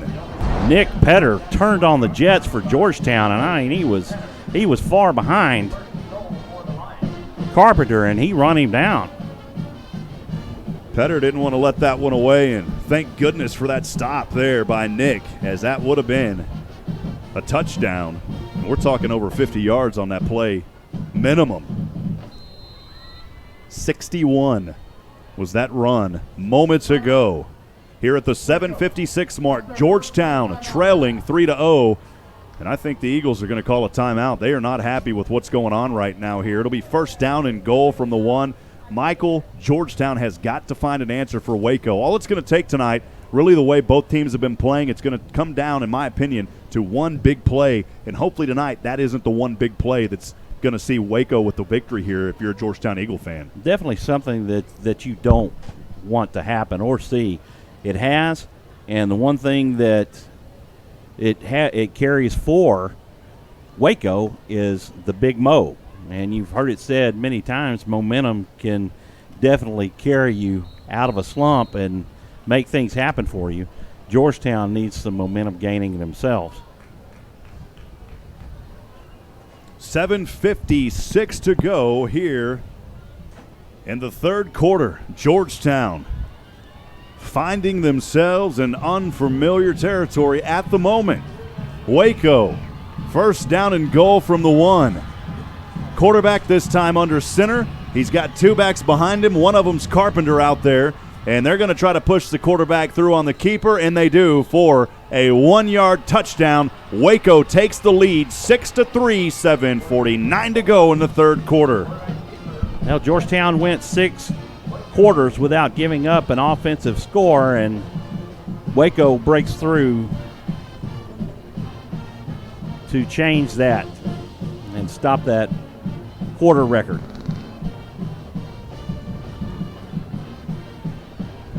Number 80, Chris Escada on to kick the extra point. Escada, extra point from the 10. Snap is down. The hold is almost blocked, and it's up and through the uprights and good, and it is a 7-3 lead at the 7:49 mark here in the Todd Hargrove State Farm third quarter, Michael. Well, Georgetown finds themselves in unfamiliar territory, and that's playing from behind in the third quarter. Again, we appreciate Todd Hargrove. One of the cool things, Michael, about a lot of these sponsors, or I know these guys personally, so I can endorse them wholeheartedly and say that Todd Hargrove is a great man. He's got wonderful staff, Linnell over there and company. In fact, Miss Hargrove, whose son plays, we called his name earlier. They're not related. They're not married. They're not husband and wife. It's just a coincidence. But Todd has Mrs. Hargrove working for him on the other end, not his wife, just the same name. But we appreciate the support from Todd Hargrove right downtown on the square in Georgetown. Used to be Bill Edmondson's office. He retired. I've been doing my personal insurance through Todd Hargrove and the State Farm Insurance Agency for many years. If you need insurance, home, and more, check them out. State Farm, downtown on the square in Georgetown. Thank you, Todd Hargrove. Third quarter brought to you by Todd Hargrove. On Georgetown Eagle football, presented by the Oak Ridge Disciple House, Christian character building ministry that helps men 18 and older overcome substance abuse addiction through a well-planned and structured program. If you or someone you know is struggling to overcome their addiction, the Oak Ridge Disciple House can help. Please visit them online at oakridgedisciplehouse.com. Again, that's oakridgedisciplehouse.com. Thank you to Joshua Harris and the Oak Ridge Disciple House for your generous support of Georgetown Eagle football here on SHN Sports. The 7:49 mark to go. The ball will be kicked by Waco from left to right. It's up. End over end it rolls, and it'll sail almost out of bounds on the corner of the E. Georgetown should take a knee here. Wow, and he pulls it out. Unbelievable angling, and he is going to be brought down at the 6-yard line. Man, the coaching staff is not happy there by Torres. He took that ball out from way deep in the corner of the end zone, Michael. He could have taken a knee, but instead he thought he had room to run, and that's going to be horrible field positioning for Georgetown starting out. Yeah, he was 9 yard deep in the end zone and then runs opposite field or across the field and manages to get out to the 7-yard line when you could take a knee and be on the 20. Yeah, he only gets it to the 7, and my goodness, that's a 13-yard difference, and sometimes you just aren't thinking. He'll learn from it. That's why these are the preseason games, if you will. First down and 10 for the Eagles. They've got it on their own 7. Seosin in shotgun. His back, Torres, is in the end zone, and Seosin's going to keep it here. Across the dashes he goes, dives forward for a first down at the 20. Jackson Seosin plowing his way forward. Nice 12-yard gain for Seosin.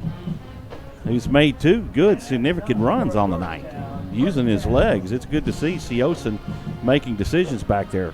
1st and 10, they move it back to his own 20. Siosen in shotgun has his back. Torres is going to be leveled in the backfield. That'll be a 1-yard loss on the play, and they think there's a fumble on the field, and there is. He lost it.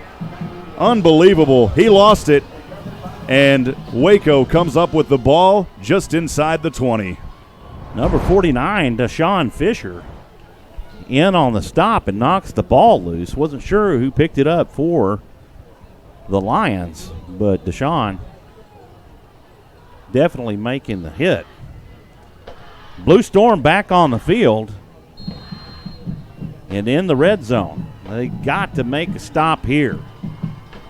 A lot of momentum going for Waco right now, and Georgetown needs to make the difference. Well, Georgetown, their 2nd fumble of the night. You want to be positive in the turnovers. Unfortunately, Georgetown falling behind here now, 2-1 in takeaways. And it'll be 1st down and 10 inside the red zone at the 18 for Waco. The officials whistling this one dead for the moment. Fuller, the quarterback. And a false start called against Waco. That'll set them back 5. Fuller's the quarterback. Carpenter is the running back. As his team, the Waco Lions, have a 4-point lead, 7-3, 7:20 to go here in the 3rd quarter of play. In between the hash marks, Fuller gets the shotgun snap, hands off to Carpenter. Carpenter, as flags fly, as he is stepstone his way on the near side hash mark to a first.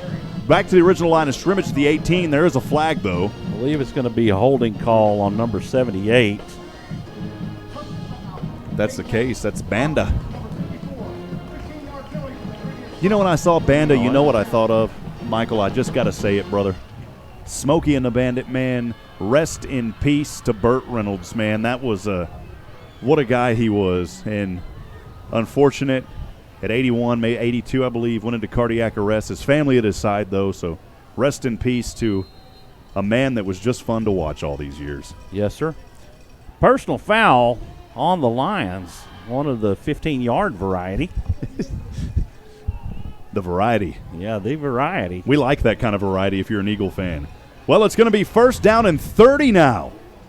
All the way to the Georgetown 38. Fuller steps back on the near hash mark, throws it up. It's intercepted by Georgetown at the 30. On the tight roping now as he angles his way to the outside at the 45. What a grab by Georgetown. They get their 2nd takeaway of the night. And it was into the hands of none other than Gage to get to quit, baby. Outstanding positioning by Gage Leggett as he watched it all the way out of Fuller's hands. This is the momentum changer that the Blue Storm needed. Well, they got it, and Waco calls the timeout. Gage Leggett, of course, brother of now Texas Tech Red Raider Caden Leggett. The Leggett family continuing the football tradition. A special shout-out to Bobby Rogers out there. I know Bobby, he may be at the game. If not, I know he's listening. We love you, Bobby. We appreciate you. And you talk about Bobby Rogers, a grandpa of these Leggett boys, coming all the way from Lubbock to these games, Michael. That is devotion. That is devotion. Georgetown on their 9th possession here at the 6:46 mark will have it on their own 48-yard line. Siosen shotgun, Torres behind him, now an empty backfield. Pocket collapsing in between the hash marks. He's got his man at the 40, now to the 39. It's a 1st down for Dylan Cahill and the Eagles as they hurry up in the offense. 13-yard reception for Dylan Cahill. Fillmore to the outside alongside Cahill as the 2 receivers, one standing on the 40. It's 1st down and 10 for the Eagles at the 39. High snap, Siosen hands off to Torres in the backfield as he punches his ticket forward down to the 34. It'll be 2nd and manageable for Georgetown.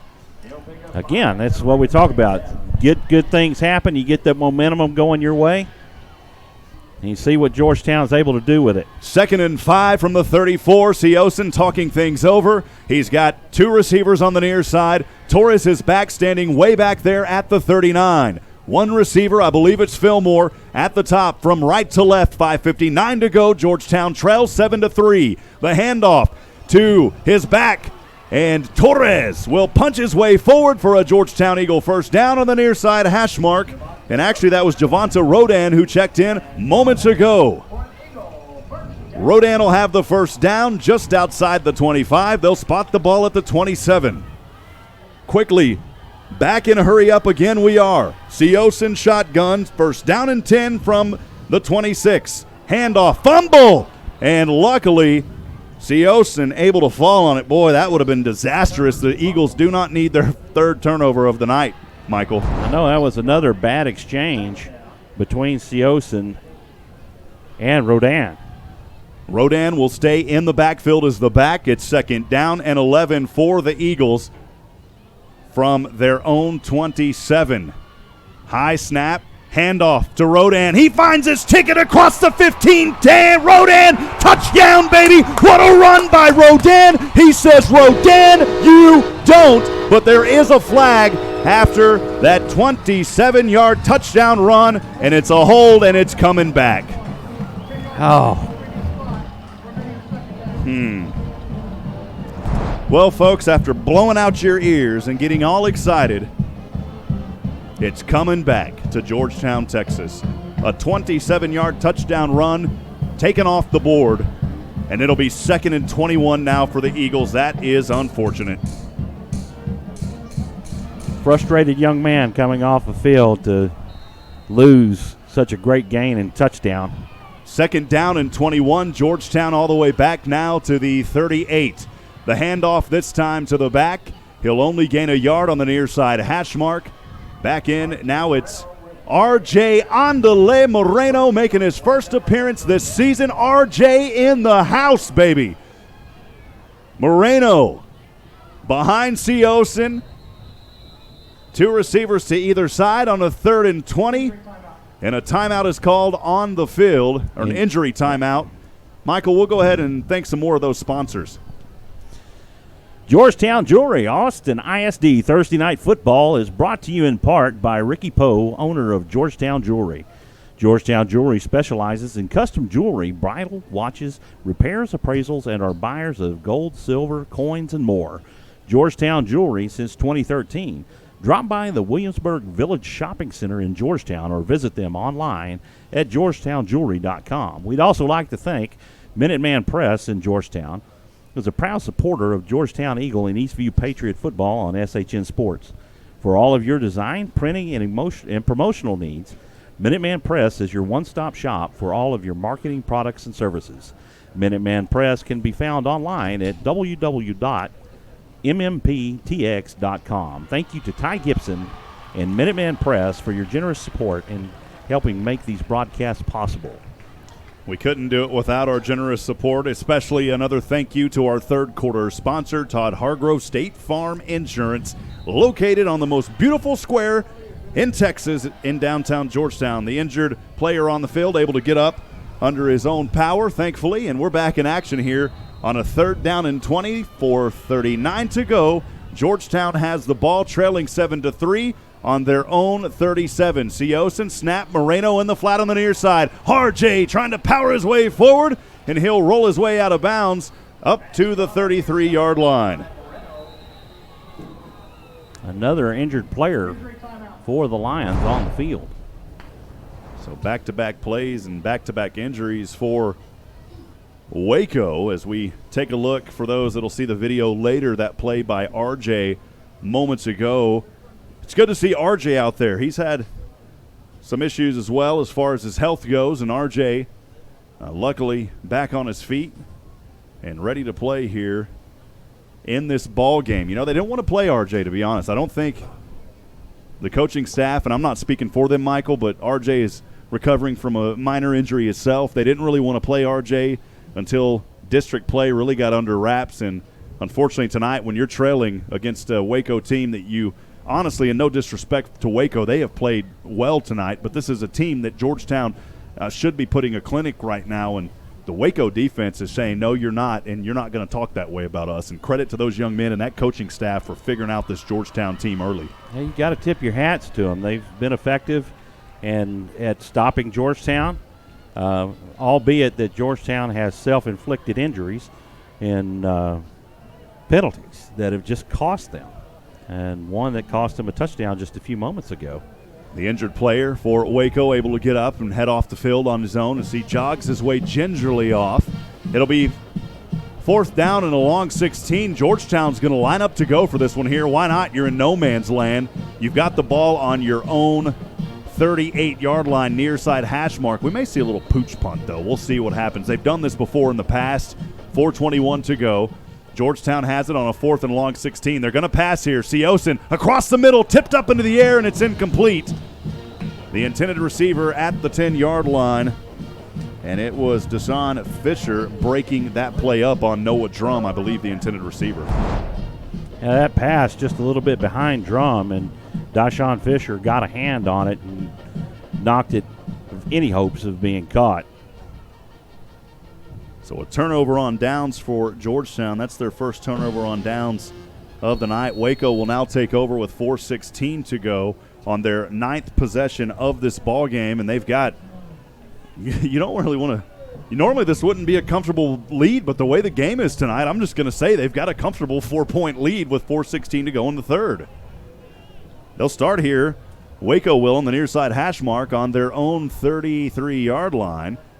And after the tuck and run here, I believe it was a handoff. Yeah, No, it was a keeper there, and the quarterback will only get back to the original line of scrimmage. It was Fuller on the keeper. It was a botched play on that one where James Taylor and Fuller were confused and ran into each other, and Fuller managed to get control of the ball and get it back to the line of scrimmage. 2nd 11 on their own 22. The handoff to the back as he finds his way in between the hash marks and the numbers on the far side. A good run there on 2nd down to James Taylor, the running back senior, and he'll get his team to a 3rd and manageable. It looks like about 6 to go. He'll pick up that granola bar. They actually, looks like they gave him 5 on the play, so no granola bar tonight. You know, I heard the hard granola bars, you put water on them and you put them in the microwave and they soften up. I may try that. Bridget told me. Hello, Bridget, beautiful girlfriend out there in internet land on a 3rd and 5 from the 38. Low snap. Waco has all day. Now the pocket collapsing. Flags fly. There's going to be a holding penalty. And Fuller is going to continue to run. He'll spin around, and he's drugged down outside the 50 into Georgetown territory at the 46. But again, there was a hold back there, I believe. I think it was a chop block, Rob, on number 54, which we do not have a name for. And that'll bring the ball back. What variety were we looking at here tonight, Michael, on this one? 15. I think it's a 10-yard variety. They're still going. Are they still going? Yeah, now they bring it back. 10-yard it is. That'll bring the ball all the way back after that chop block to the Waco 28, just in between the marks. More so the ball sitting on that far side, left to right we go for Waco. 2:45 to go. The Lions have the lead and the ball. 7-3, 3rd down and 15. The snap back to Fuller. He has room. Throws this one up into the air. It is in and out of the reach, incomplete at the 45. Great defense on the play by Georgetown, saying, no, you don't. That's Taco Williams with the defensive play, forcing Waco to punt it away. Waco lucky not to get another holding call. Number 78 had 2 hands full of Colby Cummings' jersey and was able to get by with it. Taco Williams had an interception last week for Georgetown. He was our Georgetown Eagle Defensive Player of the Game on the SHN Eagle Nation Coaches Show. Here on a 4th and 15, flag flies early, and this punt will sail up into the air at the 35 in between the hash marks, and Georgetown will have it and drug down immediately as Noah Drum. He will get a couple to the 39. There is a flag, though. We'll see what happens.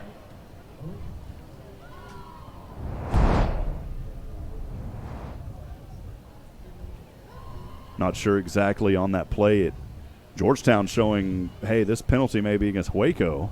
Coach Dean talking things over with the officials on the near side at the 40 just in front of us. Coach Dean in the Georgetown coaching white shirt and gray slacks tonight, as he always is. Illegal formation on the offense.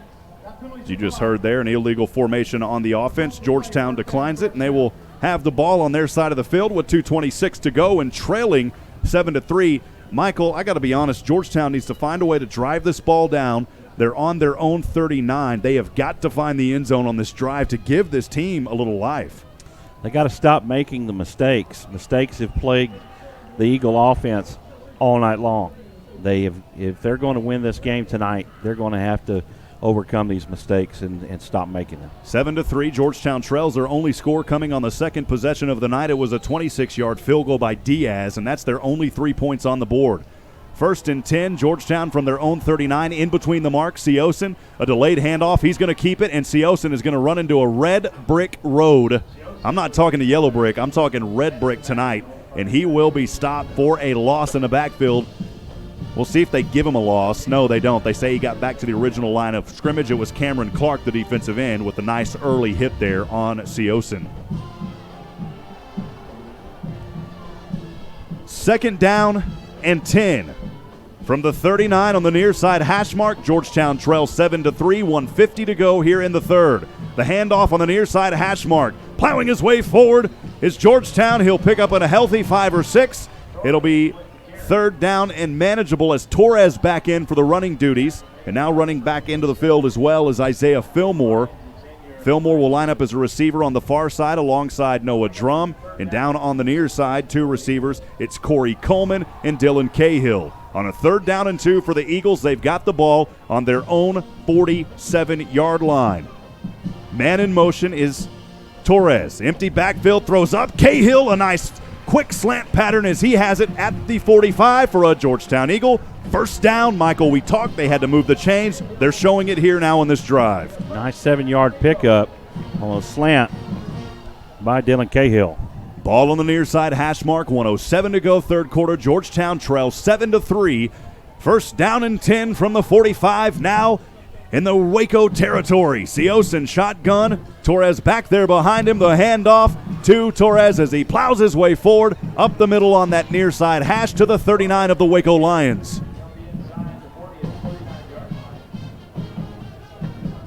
And Torres will head off now.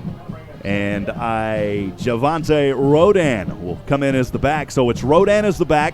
2 receivers up on a 2nd down and 4 from the Waco 39-yard line. Georgetown driving, 30 seconds to go here in the third. Showing blitz, Waco. They were across the line. That's a free play for Georgetown. And Siosin will keep it, dives his way forward at the 34. 1st down for the Eagles.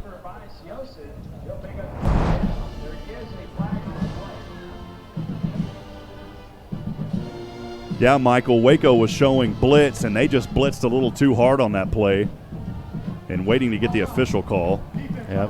And that is the call. Had several offside penalties tonight on the Lions. Part of it due to the hard count by Siosin, and some of it because they've been playing the blitz all night long. Coleman will be the receiver on the near side alongside Dylan Cahill. 1 Lone Ranger is Noah Drum up at the top. On a 1st down and 10, Georgetown on their own on the Waco 34 from right to left.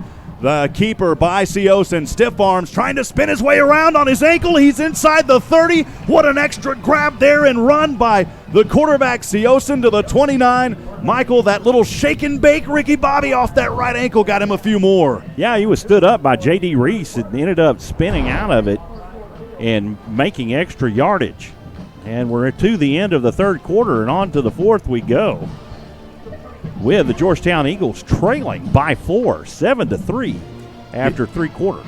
3rd quarter brought to you by Todd Hargrove. Thank you, Todd, for being our 3rd quarter sponsor as we move into the 4th quarter of play now. We don't have a 4th quarter sponsor, so we'll put Oak Ridge Disciple House back on the board. They are our presenting sponsor here for Georgetown Eagle football in this 2018 season. Now, Michael, some people may say, what does presenting sponsor mean? That means this is a group of individuals that goes above and beyond the call of duty. They are also a gold sponsor, but the presenting sponsor gets a lot of recognition. We appreciate the Oak Ridge Disciple House.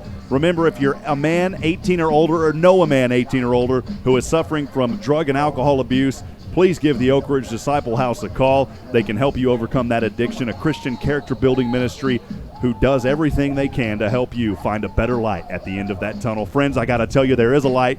Oak Ridge can help you find it. Check them out online at oakridgedisciplehouse.com. Well, again, that's one of those personal relationships, one that you have with Joshua Harris, who leads that program. Georgetown 2nd down and 5 to start the fourth quarter of action. Seosin shotgun. He's got it on the Waco 29, and a flag flies here, and probably another false start by the Eagles. And it is. That's going to be on Corey Coleman. You know, at the half, Georgetown had 6 penalties for 40 yards. They probably got another 6 here in this third quarter. Now in the fourth, we are. Eagles have got to score here, Michael. That's 2 false start penalties this half so far. A drive that started on their own 39 now sits on the Waco 39. Seosin shotgun, 2 receivers on our near side from left to right. The miscommunication with Rodan, and Seosin is going to keep it and turn a miscommunication into a positive gain. Inside the 30, he'll have the ball at the Waco 29. They may mark him down at the 28. Nope, they do the 29.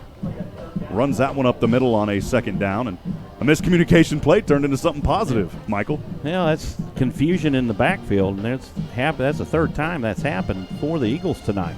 3rd down and a short 4. 2 backs this time near Seosin. Hard count. Seosin going to hand off to Torres. Torres putting on the Torres motor, and he will get the ball down to the 25, close to a Georgetown Eagle first down, waiting on the official spot.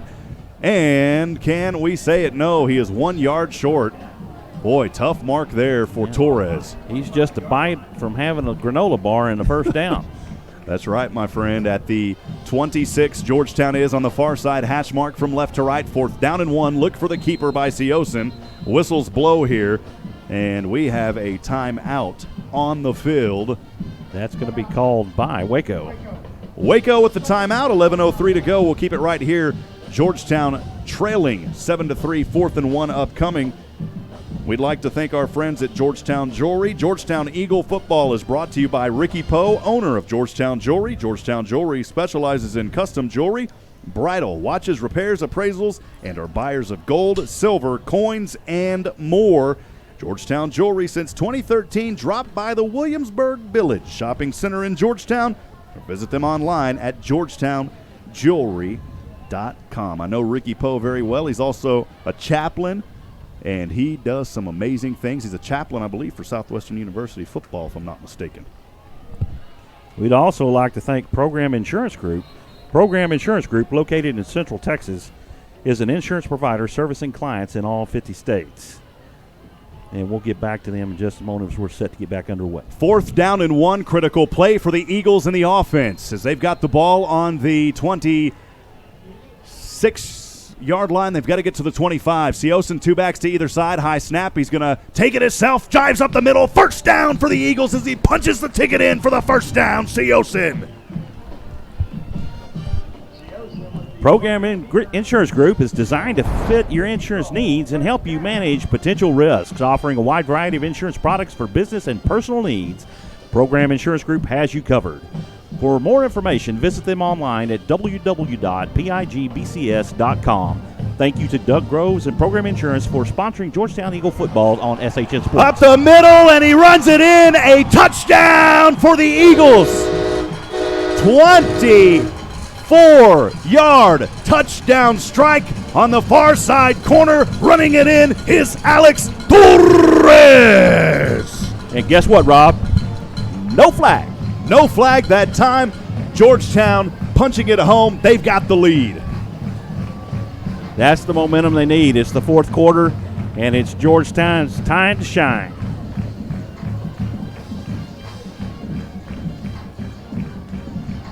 A 23-yard touchdown run by Torres, and he's over that 70-yard mark. Snap here bobbled around, but the kick is up and good, and Georgetown's got a 3-point lead, 10-7. Michael will keep it right here. We said the Eagles needed to get a score, and none other than Torres got that score for the Eagles. And they've got that 10-7 lead now. Outstanding job by Xavier Torres. And his field of vision is is very good. He's got quick feet, quick movement through the line, explodes into the secondary and onto the Holy Land in the end zone. That's right, man. You know, you used to say, what was it back in the day? I guess what's pay dirt's a baseball term, isn't it? Pay dirt's football. See, you don't got dirt here at Georgetown Field, though. It's nice. You got pay turf. You got pay turf, baby. Right. Georgetown leading 10-7, 10:40 to go here in the final frame of action. Thanks for joining us, Rob Hipp alongside Michael Francis. Georgetown needed the score. They got it from Torres, who's over 70 yards tonight, chewing up that AstroTurf. They're going to have to get some warranty work done on that field tonight if he keeps running the way he is. Well, look for something to happen here. Torres last week on his rushing, 25 carries for 93 yards. He didn't have any touchdowns. He averaged 3.7. He's getting close back to that 90-yard mark again. He would love to get over that. Moreno, we saw him come in and play a few. Georgetown will kick here from left to right with 10:40 to go here in this fourth quarter. For the Eagles, it's Matt Diaz set to kick this one away. It's up, it's end over end. It's a short kick, and it'll be fielded at the 30 or 29. Running around back over to the far side. It's Sammy Johnson, and Johnson still plowing his way through defenders as he angles his way. Tight roping, he goes near the 50. What a return by Johnson and the Waco High Lions. What a shot delivered by R.J. Moreno, knocking him out of bounds. Waco on their 10th possession of the night, trailing 10-7, 10:31 to go here in the third quarter, or fourth quarter, beg your pardon. A return there by Johnson for Waco to the 49 on his own side of the field. The Lions will go from right to left as they break out of the huddle full of energy, trying to put this Blue Storm into a hold. We'll see if the defense can hold, though. Breaking out of the huddle, two receivers on the near side, one lone all up top. Quarterback Fillmore, hands off to Johnson, and Johnson still on his feet again. A fumble on the field, and I believe that Waco was able to fall on it there, luckily after a pickup of 3 just in Eagle territory, Michael. Yeah, and picked up a little granola bar run. He's second down and 7, Mike. By Sammy Johnson. Yeah, just shy of a granola bar. Second down and 7, far side hash mark. Waco has it on the Georgetown 48. Passing over, has a man all alone, and it's caught and broken up at the 20. What a play by Georgetown defense. Gage Leggett. Gage Leggett and company breaking that one up, which could have been a monstrous play for the offense. Turns in to a beheading for the defense. Awesome job by Gage to get in there and get his arm in between Dale Smith's arms to knock that ball away as he was open. Back in action here, third down and 7. Georgetown shows blitz near the 50. A low pass, and they are going to say it was caught at the 39 for a Waco first down. I believe that was the right call. May have been the tight end Oliver Jones on that reception, if I'm not mistaken. If not, it was his receiver Ratliff up high. And I think it was Ratliff. It was him with the reception. First and 10. Waco driving on the Georgetown 39 from right to left. Johnson with the carry as he angles in between the hash marks. Now to the numbers. He's brought down after a healthy gain of 4 yards on first. It'll be second and long. He gets it all the way to the Georgetown 35.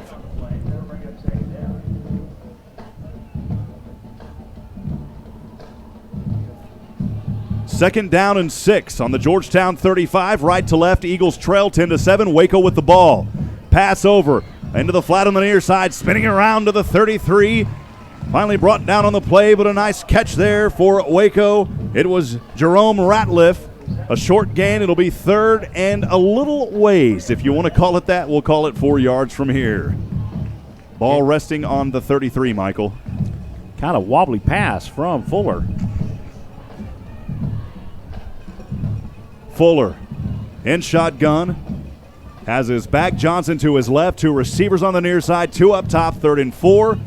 As Georgetown shows blitz from the 29, chasing him down, and he throws it, somehow dumps it off to his running back Johnson, and Johnson around the 40, but the Eagles able to bring him back near the original line of scrimmage. The Blue Storm doing their work again, putting pressure on the quarterback. Outstanding effort by Fuller, who was definitely in the grasp to get that ball to Johnson. A big play for the defense, Michael, as the Blue Storm said, you know what, we'll send another cold front your way, we'll mix it with a little warm air, and we'll cause a real high-arcing hammerhead thundercloud tonight. They did it on that play, my friend. Well, the Waco punt team is on the field. Possibly look for a fake here as Ratliff, this ball could go into the hands of Ratliff, and we may have a timeout on the field waiting to see the official call here. It Got is a flag on the field. 4th down and 9 from the 39. Delay of game. It is a delay of game, so definitely not going to fake it here now. The punter for Waco, wearing number 80, Chris Osqueda. We've called his name, Osqueda, quite a few times tonight. There's been a lot of punting tonight. This was the 10th drive for Waco that started out back on their side of the field. And they're set to punt this one away. I believe that's Drum near the 10. Fumbles around on that punt, gets it up, end over end it goes. It's fielded by Drum at the 12. On the outside he runs, still tight roping, but the flags fly yet again. He's out of bounds near the 30. This may be another hold against Georgetown, Michael. Maybe a hold or a block in the back. Why not? Why not? You know, maybe they need maybe the thing is they need new penalty flags, so they just keep throwing them to wear them out faster. I'll tell you what, it's been a penalty-laden game, that's for sure. That penalty flag resting around the 23-yard line. 7:15 to go in the game. Eagles holding on by a few small threads, 10-7 here on their home field for this 2018 opener. We'll have the official call here as we send it down to the field.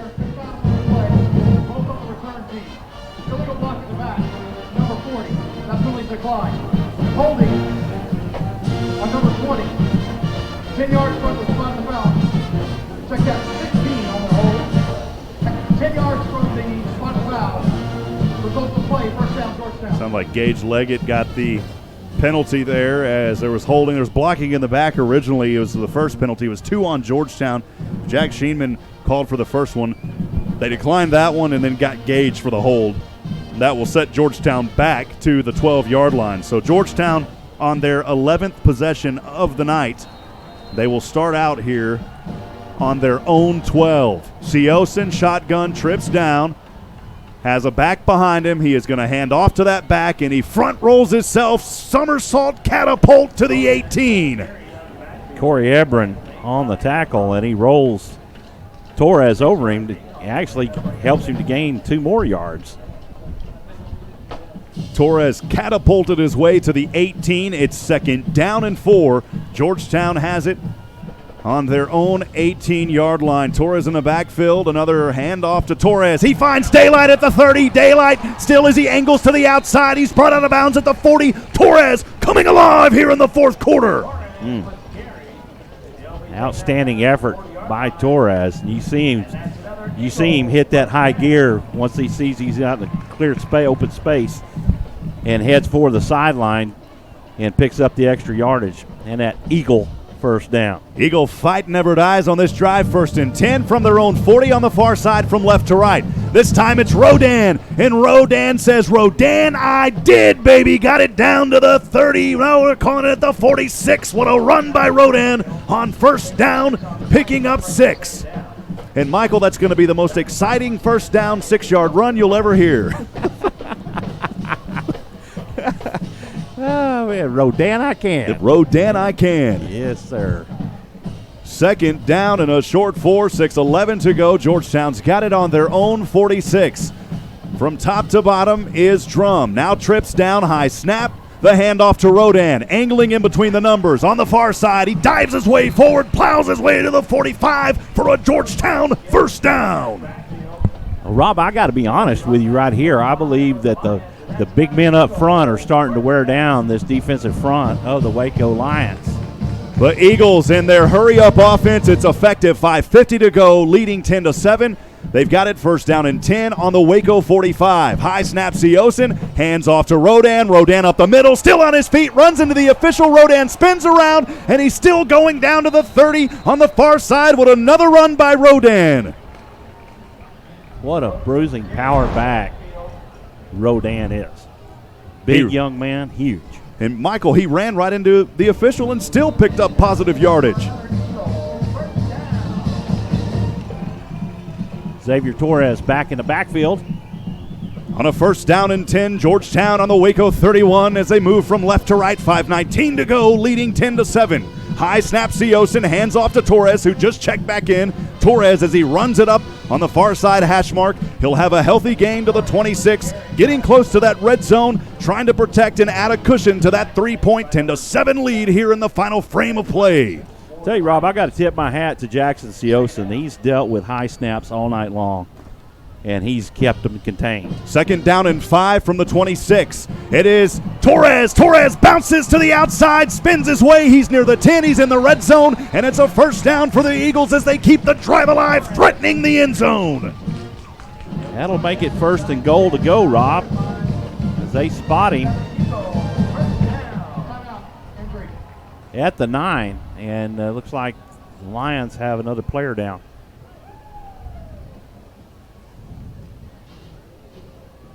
Someone messaging tonight saying, can you please tell the announcer to say Neich? We've seen Johnny out there a few times. We called his name earlier. He's got a nickname on the team. They call him the Nightmare, Johnny Neich. We appreciate the Neich family. Thanks for tuning in. A shout-out coming in from Zane Haas's grandma in Deer Park, Texas. Thank you to all of you listening. Folks here saying, Rob, is the game audio only in YouTube? It is, and I got to clarify this. We say it every year, so I want to get it out there. UIL prohibits us from doing live video on Friday nights. You will get the audio. You will get the video after midnight. So just to clear that up, we cannot do live video on Friday nights. If you see it somewhere else, call the UIL. We love those guys. We appreciate them. We're just following the rules. So, again, audio only on Friday nights. We appreciate our listeners out there. Some other folks talking, saying, thank you for fixing the broadcast so it was just one game. I'm not sure what that is. Thank you for listening, though. David England on camera.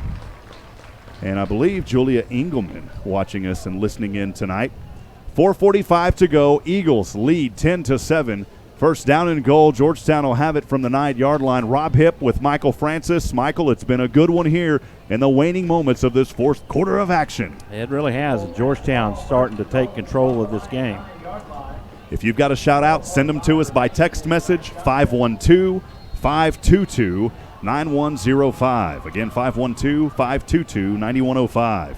First down and goal from the 9. Seosin hands off to Rowe. No, Seosin keeps it as he bounces his way up the middle. He'll have a healthy gain to the 4-yard line. It'll be second down and goal from the 6 for the Georgetown Eagles.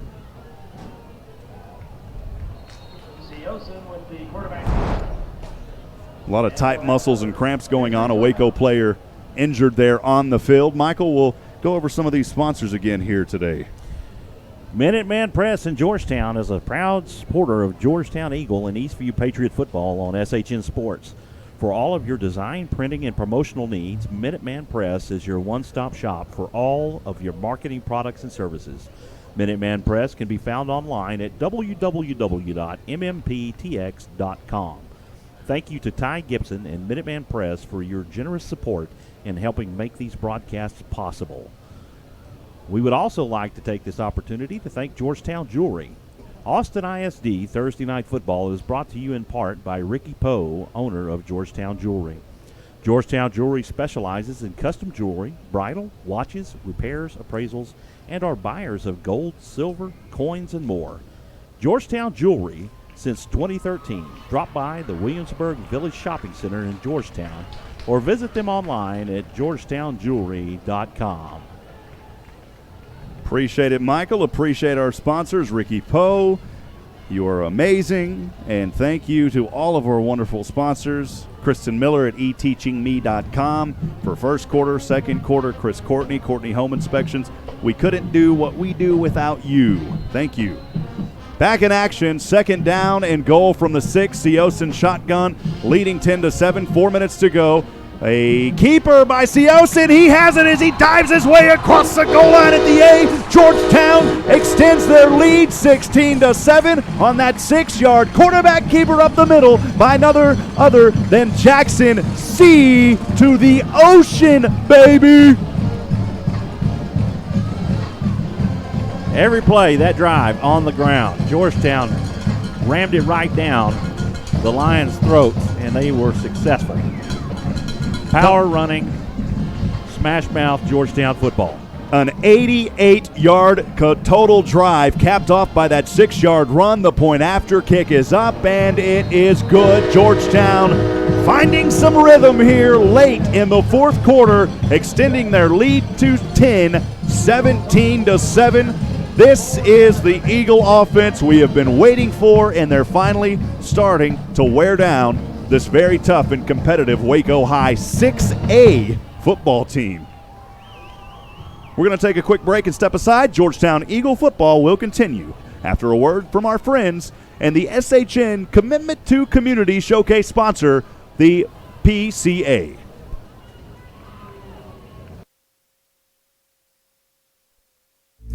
Have you seen the culture around youth sports lately? The short-sighted, sometimes ugly win-at-all-cost attitude has driven many kids away from wanting to participate. At Positive Coaching Alliance Central Texas, we believe that sports is an amazing way for kids to learn crucial life lessons, how to react to winning, coping with disappointment, and improving through effort. Come join PCA, Central Texas movement to create a healthy sports environment. Visit pca-centraltx.org. This is Taco Williams, defensive back. This is RJ Moreno, running back. This is Noah Drum, wide receiver. This is Mason Meyer, defensive end. This is Johnny Knight, defensive back. This is Dylan Cahill, slot receiver. This is Gage Leggett, defensive back, and you're listening to Georgetown Eagle Football on SHN Sports. Back in action here from Georgetown High School. Rob Hipp alongside Michael Francis at the 4:11 mark. Georgetown leads 17-7. They'll kick off from the 40 from left to right. This one a deep kick. It's going to sail at the 3 on the near side of hash mark as Waco runs from right to left. Finding a groove in between the hash marks. Another healthy return, this time up to the 29, but Fumble. It may be a fumble, and Georgetown says they've got it, and they do. The Eagle special teams, but we do have a flag way deep in the backfield at the 44. Hold it just a moment, folks. We may have to put the horse back in the trailer. Saul De La Rosa on the fumble recovery. At the Laundries, like he said, up around midfield, which would indicate possibly offsides by the kicking team.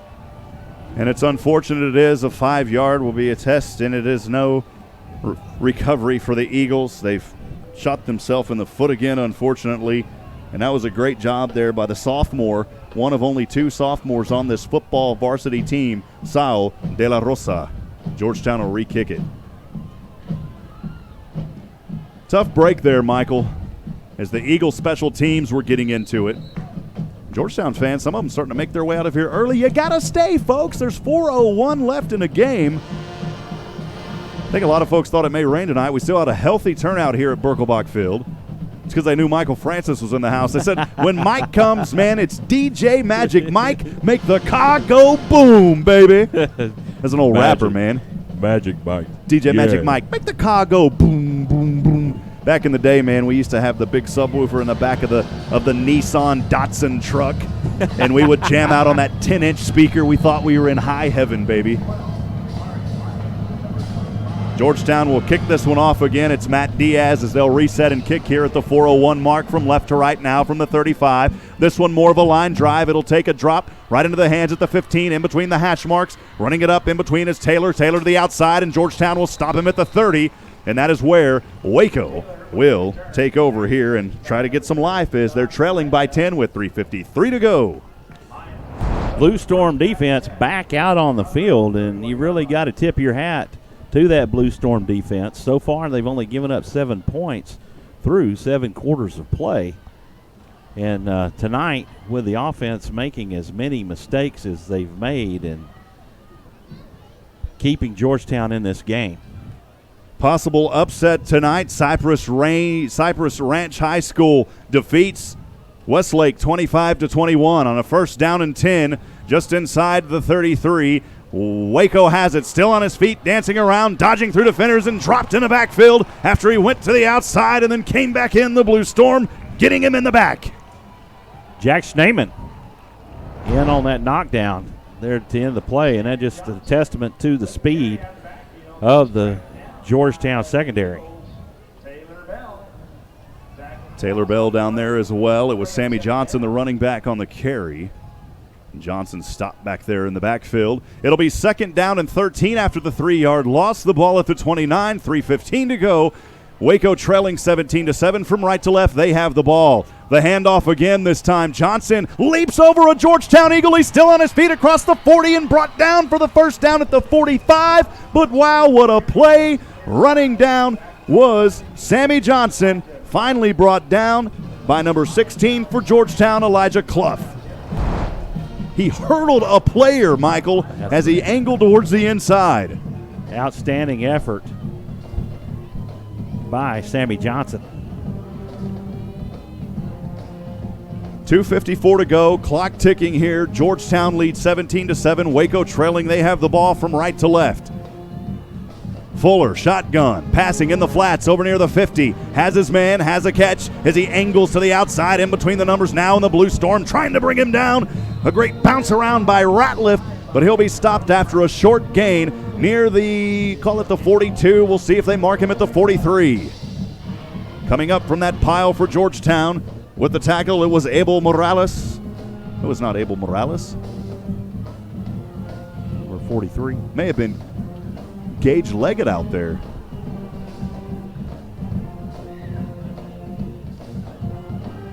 Oh, I beg your pardon. It was hard to see. It was Elijah Clough.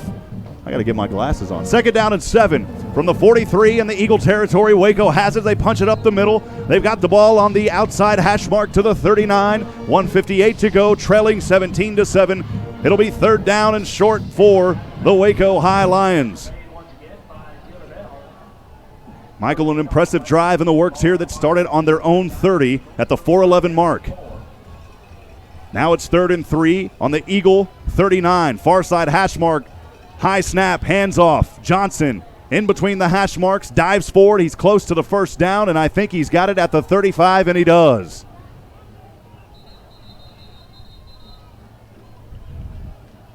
And that was actually James Taylor coming in running the ball. There's an injured Georgetown player on the field.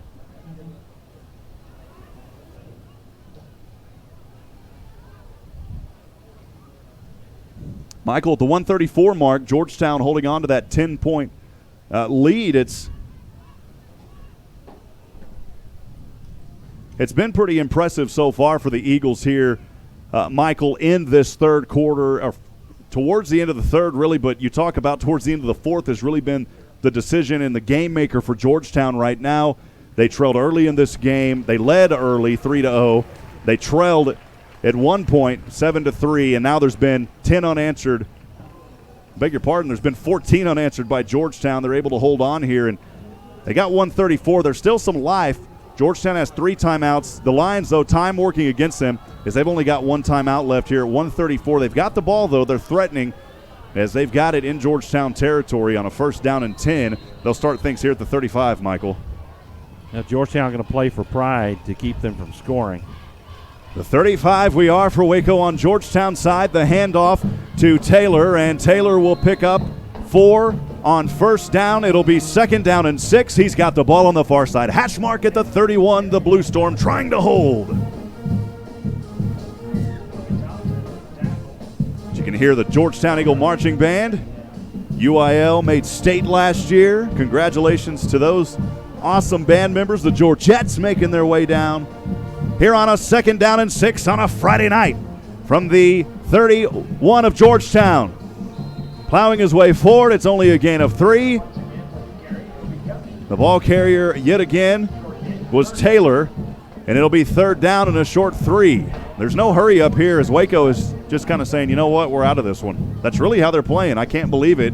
When they had approximately 2 minutes to go, and Michael, they've just kind of turned off the gears here. Third down and 3 from the 28 of Georgetown. as Fuller bouncing his way around. Jordan Fuller, he's tackled by the ankles, coming up huge and throwing his fists into the air for the Eagles. It was Martinez and company. Great tackle there at the 26-yard line on the near side. It'll be 4th down and a short one, Michael.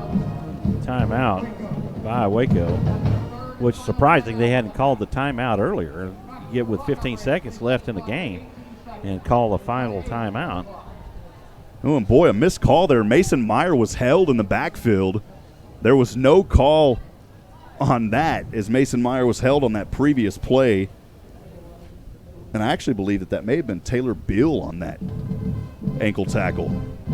18 seconds to go. Georgetown leads 17-7. Thanks for joining us tonight on a Friday night here in beautiful Georgetown, Texas. I'm Rob Hipp, Michael Francis in the booth, Galen Welnicki on stats, Joshua Harris here in the booth as well. Not only our presenting sponsor, not only a gold sponsor, but up here helping as well. We appreciate Joshua Harris in the Oak Ridge Disciple House. Nathan Harris running some dials for us as well. And last but not least, David England on camera. He's got his thumb in the air through the glass. We see you, David. He's got it high up into the air. We couldn't do it without our SHN family. Here on a 4th down and 1. Waco has the ball on the Georgetown 26. Chase down. Meyer can't get to him. It's going to be a 1st down, angling to the outside. What a run on that play by Kimion Taylor, the wide receiver. Georgetown had an opportunity back there. It was Mason Meyer, but he just couldn't get the gas pedal going enough, Michael. Yeah, it gets tough when you're one of those big old defensive front linemen and you're trying to run down a running back.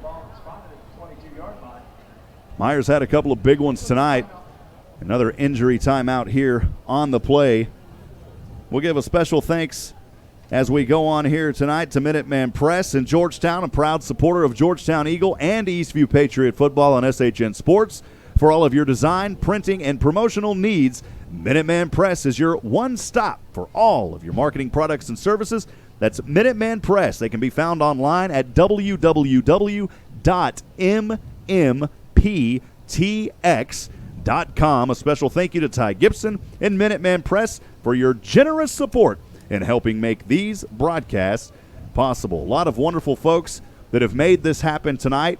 The title sponsor and gold sponsor, Joshua Harris of the Oak Ridge Disciple House, Ricky Poe, Georgetown Jewelry, Ty Gibson of Minuteman Press, our silver sponsor, Doug Groves from the Program Insurance Group. Hey, and by the way, got to mention it, they are our insurance agent here at SHN, so we appreciate Doug and Gene Lawhon and all those fine folks there at Program Insurance. Used to be Dady Insurance, by the way.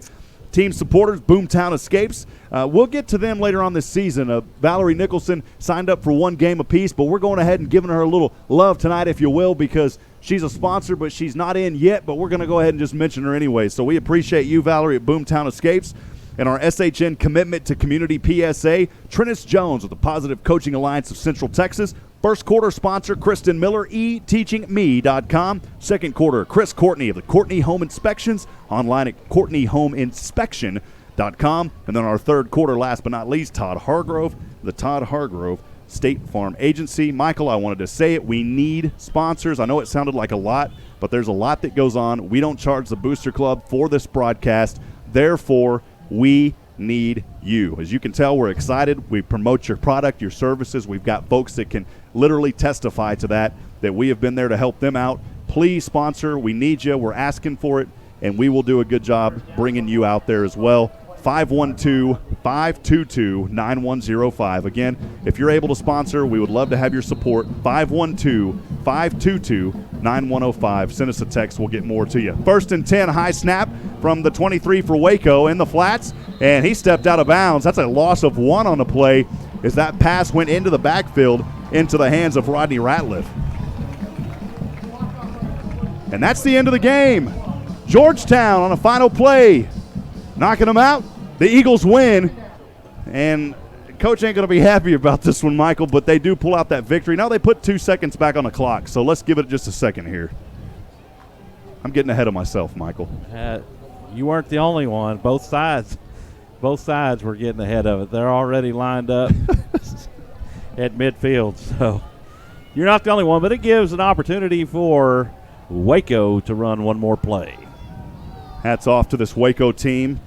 really, if you want to talk about a clinic tonight, even though they're going to be on the losing end, these guys can be really happy coming in here against a tough Georgetown team and not allowing them to run away with this. And on the final play of the game, Georgetown will be victorious 17-7. Don't go anywhere, folks. We got post-game discussion and more Eagle football on the SHNSports.com broadcast network. We'll continue. Again, don't go anywhere. We've got post-game discussion and more. We'll be right back here in a few moments.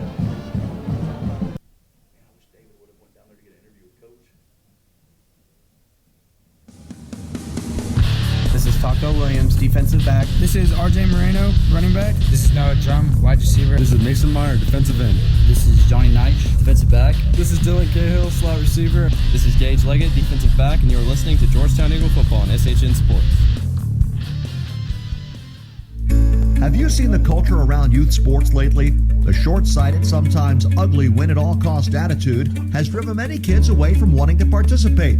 At Positive Coaching Alliance Central Texas, we believe that sports is an amazing way for kids to learn crucial life lessons, how to react to winning, coping with disappointment, and improving through effort.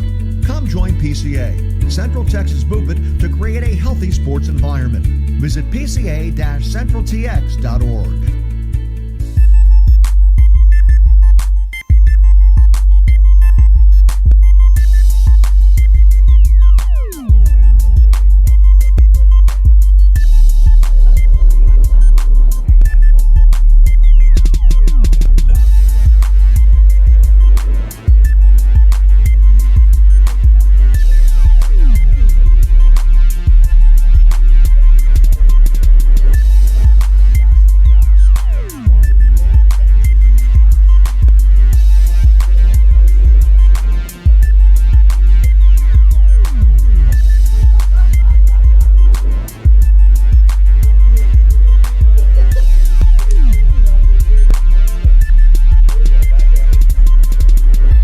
Back in action, having fun up here in the booth. Rob Hipp alongside Michael Francis, Joshua Harris, Nathan Height, Galen Welnicki. Georgetown victorious tonight, 17-7. We'll have end-of-game stats and more, but, man, we got to talk about it, Michael. Georgetown, this is not a game that's going to go down as one that they want to remember, even though they were victorious 17-7. Well, you don't want to forget it, because if you forget, you're doomed to repeat it, and we don't need another repeat of what we saw tonight.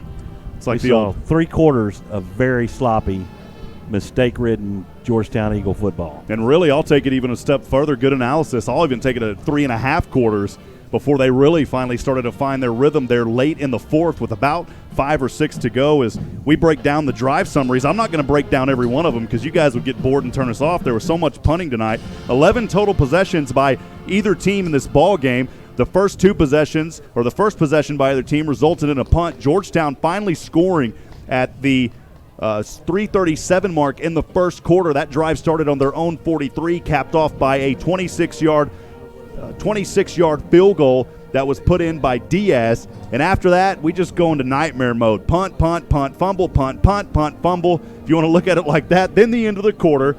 We go into the third, an interception by Georgetown to Waco. We thought the defense had some rhythm. They lost it, though. Georgetown on their own 32 resulted in a punt. And then Waco, for the first time, led in the third quarter at the 7:49 mark. They took a 7-3 lead. Georgetown had the ball back on the ensuing possession. They fumbled, but then the defense took care of business. It was Gage Leggett with the interception. Then we go to a turnover on downs by Georgetown, a drive that stalled, started on their own 48. Then Waco punting from their own 33, and then really putting that cushion for the Eagles when they needed it. On the 10th possession, a drive that started out on the Georgetown 39, capped off by a 23-yard touchdown run by Xavier Torres. Georgetown led at that point 10-7 at the 10:40 mark. They would score yet again on the following possession in the 11th. On their own 12, they took it down 88 yards. It was capped off by a 6-yard touchdown run, I believe the quarterback keeper by Siosin, and that was the final score, 17-7 after the extra point kick was good. Michael, a sloppy game, but Georgetown got the win, and at the end of the day, a win is a win. And you take where do we begin? You take a win any way you can get it. And Georgetown fortunate to come out with a win tonight versus the Waco Lions. Waco played with a lot of heart, They came back after Georgetown and didn't let Georgetown's reputation dictate to them how the game was going to be played. They came out and played Waco Lion football. They paired up well with our receivers and kept Jackson Seosin off balance, and Seosin struggling to get passes to his receivers. Comes back out and makes the adjustment in the second half. He's getting the ball to his receivers, but they're not making the catches. And penalty after penalty after penalty of false starts, holding, inopportune times, cost a touchdown. Rodan had that long touchdown called back. So penalties were the story of the night for Georgetown. Well, that was the story of the night. We'll go over those stats in here in just a few moments. We're going to step aside, take another quick break. We'll be right back as we will wrap up this game with stats and more. Don't go anywhere, folks. Georgetown Eagle postgame will continue in a few minutes right here on SHN Sports.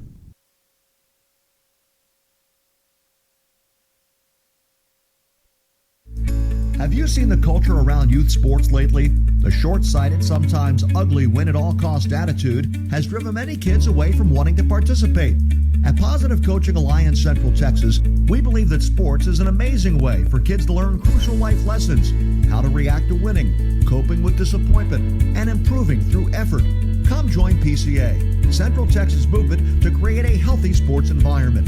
Visit pca-centraltx.org. This is Taco Williams, defensive back. This is RJ Moreno, running back. This is Noah Drum, wide receiver. This is Mason Meyer, defensive end. This is Johnny Knight, defensive back. This is Dylan Cahill, slot receiver. This is Gage Leggett, defensive back, and you're listening to Georgetown Eagle Football on SHN Sports.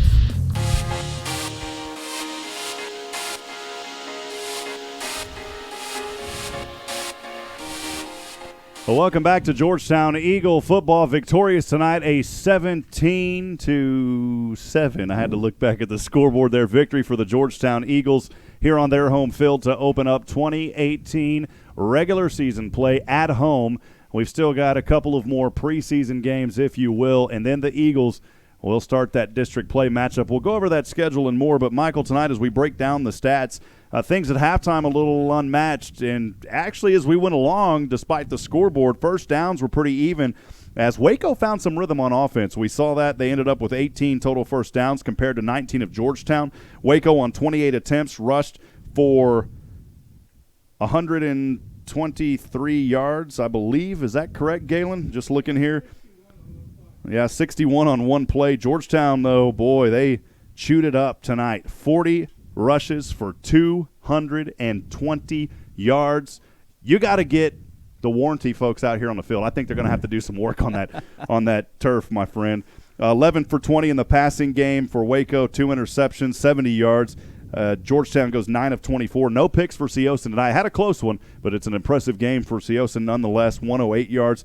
Total tonight, 48 plays, 193 for the Waco Lions. Georgetown finished 64 total plays, 328.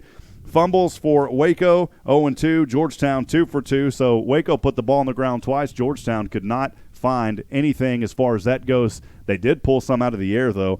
And Georgetown's got to work on the turnovers because they dropped 2. They lost 2 tonight. Penalties, 10 for 80. My goodness for Waco. But then Georgetown seemed like more, 12 for 90. You're talking about almost an entire football field in penalties tonight. If you look at the final numbers, Seosin goes 17 for 33. And that's the way it goes. I mean, Rhodes on the ground had 6 carries, 42. Carpenter, 5 for 88. So you look at the numbers. Overall, a great night for Georgetown. Torres, though, if you're going to pick a player of the game, I think it's going to go to Torres tonight as he was over $124 on the night. On the ground, man, Torresing it up, baby, tonight here, if you will, Michael. Oh, outstanding play and effort by the running back. Torres just pounded, and then put Rodan in there and have him ground and pound through there. That long drive to cap off that last touchdown for the Eagles was just nothing but a clinic in how to run the football. Well, there were some highlights on the other end for Waco as well, as they got a little bit of a running game established, but the Blue Storm tonight said, you know what, things may have been clearing out here up in the sky, but we're going to bring the thunderstorm. I talked about the hammerhead clouds, the anvils, whatever you call them. the Weather Channel may have wanted to come out here tonight to see the storm that Georgetown started putting on there in the fourth quarter. So, if you're a Weather Channel fan, you better start watching the Eagles because you'll love the thunderstorms you see sometimes on that defense, my friend. Right. Well, Michael, your final thoughts here. You've been through 2 now. You've got to see a Georgetown team against Wiley who looked very impressive, and then a Georgetown team tonight that kind of flipped the script, but they did turn it around early. If you're just a fan and you're looking at the stat line, you would have said, even though the score was that low, Georgetown appeared that they dominated, but that's not really the case tonight. Well, this is the part of the year where if you're going to have struggles, you want them to happen now. You don't want them to happen in district play when it could really cost you, especially in the tough district that 11-5A is. You got some outstanding teams that are there. So if you slip, it could cost you a playoff spot with this group of teams. Well, Michael, we've played Wiley. We've now played a 6A Waco team. So we go from a 4A team that bumped up to 5A in Wiley. We go to a Waco team that barely beat University up there in Waco in that rivalry game, a team, unfortunately, that's lost 48 in a row. And then tonight, Georgetown early almost looked like they were going to fall. They rebound, they win. And then we continue to look down the road here. South San Antonio, that game going to be right back here at home. Then we get the bye week, a little bye. I don't want to try to sing because I can't do it. Joshua was telling me don't do that, man. He almost walked out of here. I have to say, Rob, y'all couldn't see this, but in between breaks, this is the man, DJ Jazzy Hipp, right here. We were just doing a little flow up here, if you will, man. But he's got rhyme in his game. We were having fun, my friend. As we continue to look down the schedule, though, September 28th, that's when we head up to Tarleton State University at Stephenville. We'll play Stephenville there at Tarleton State. That's going to be a fun one. The 10th, though, that is the district play as we open district play versus Hutto here at home. It's going to be a great game because the last 2 years it's been back and forth. We beat Hutto on their field. Hutto beat us on our – and we beat Hutto on their field in stunning fashion nonetheless. Hutto will be right back here to try to put another whooping on us. That's the district opener on October the 5th. And then on October the 12th, we travel to Cedar Park. Did we have a final on that Cedar Park score tonight? They were down early, and that game ended up getting delayed, it sounded like. Nathan was telling us here. On the 19th, Pflugerville, that'll be the homecoming game here at home. Then we travel to Mustang Country over at Manor. That on the 26th. That's a new team in the district. Then we play Rouse here on November the 12th. And then finally we close out the season. I won't be on that broadcast. Brad Tillery more than likely will be on the play-by-play with Kelly Duvall on that game at Connolly, a Thursday night live video game. I'm not talking about like video game. I'm talking about live video football game. So, right. Michael, closing comments from you. It's been a blessing these first 2 games, my friend. Let's close this one out and get out of here. I've enjoyed it, and just let me say it. EF&D, baby. EF&D, if you got to say it slowly, because it's Eagle Fight Never Dies. Hey, friends, love you. Appreciate everybody joining us tonight. Michael, been a pleasure as well. On behalf of all of our SHN family, Nathan Height helping us behind the scenes alongside Joshua Harris, our statistician, Galen Welnicki, David England running the cameraman. ESPN's going to call him soon. We may lose him if he keeps that quality up. And then Michael Francis, we appreciate you as well. And last but not least, our good friend Curtis Parker and all the fine staff, Coach York, and everyone here at Georgetown ISD. We sincerely appreciate you. Remember, friends, as I end every broadcast, remember, we're not strong enough alone to make it on our own. We need each other. Provide a word of encouragement. Lend a hand of support. Somebody out there tonight needs you. Help these kids. Thank you to Oak Ridge Disciple House for being our season presenting sponsor, and Joshua Harris at oakridgedisciplehouse.com. Until then, God bless and good night. From Georgetown, Texas, we'll see you next time right back here on SHN Sports. See you, friends.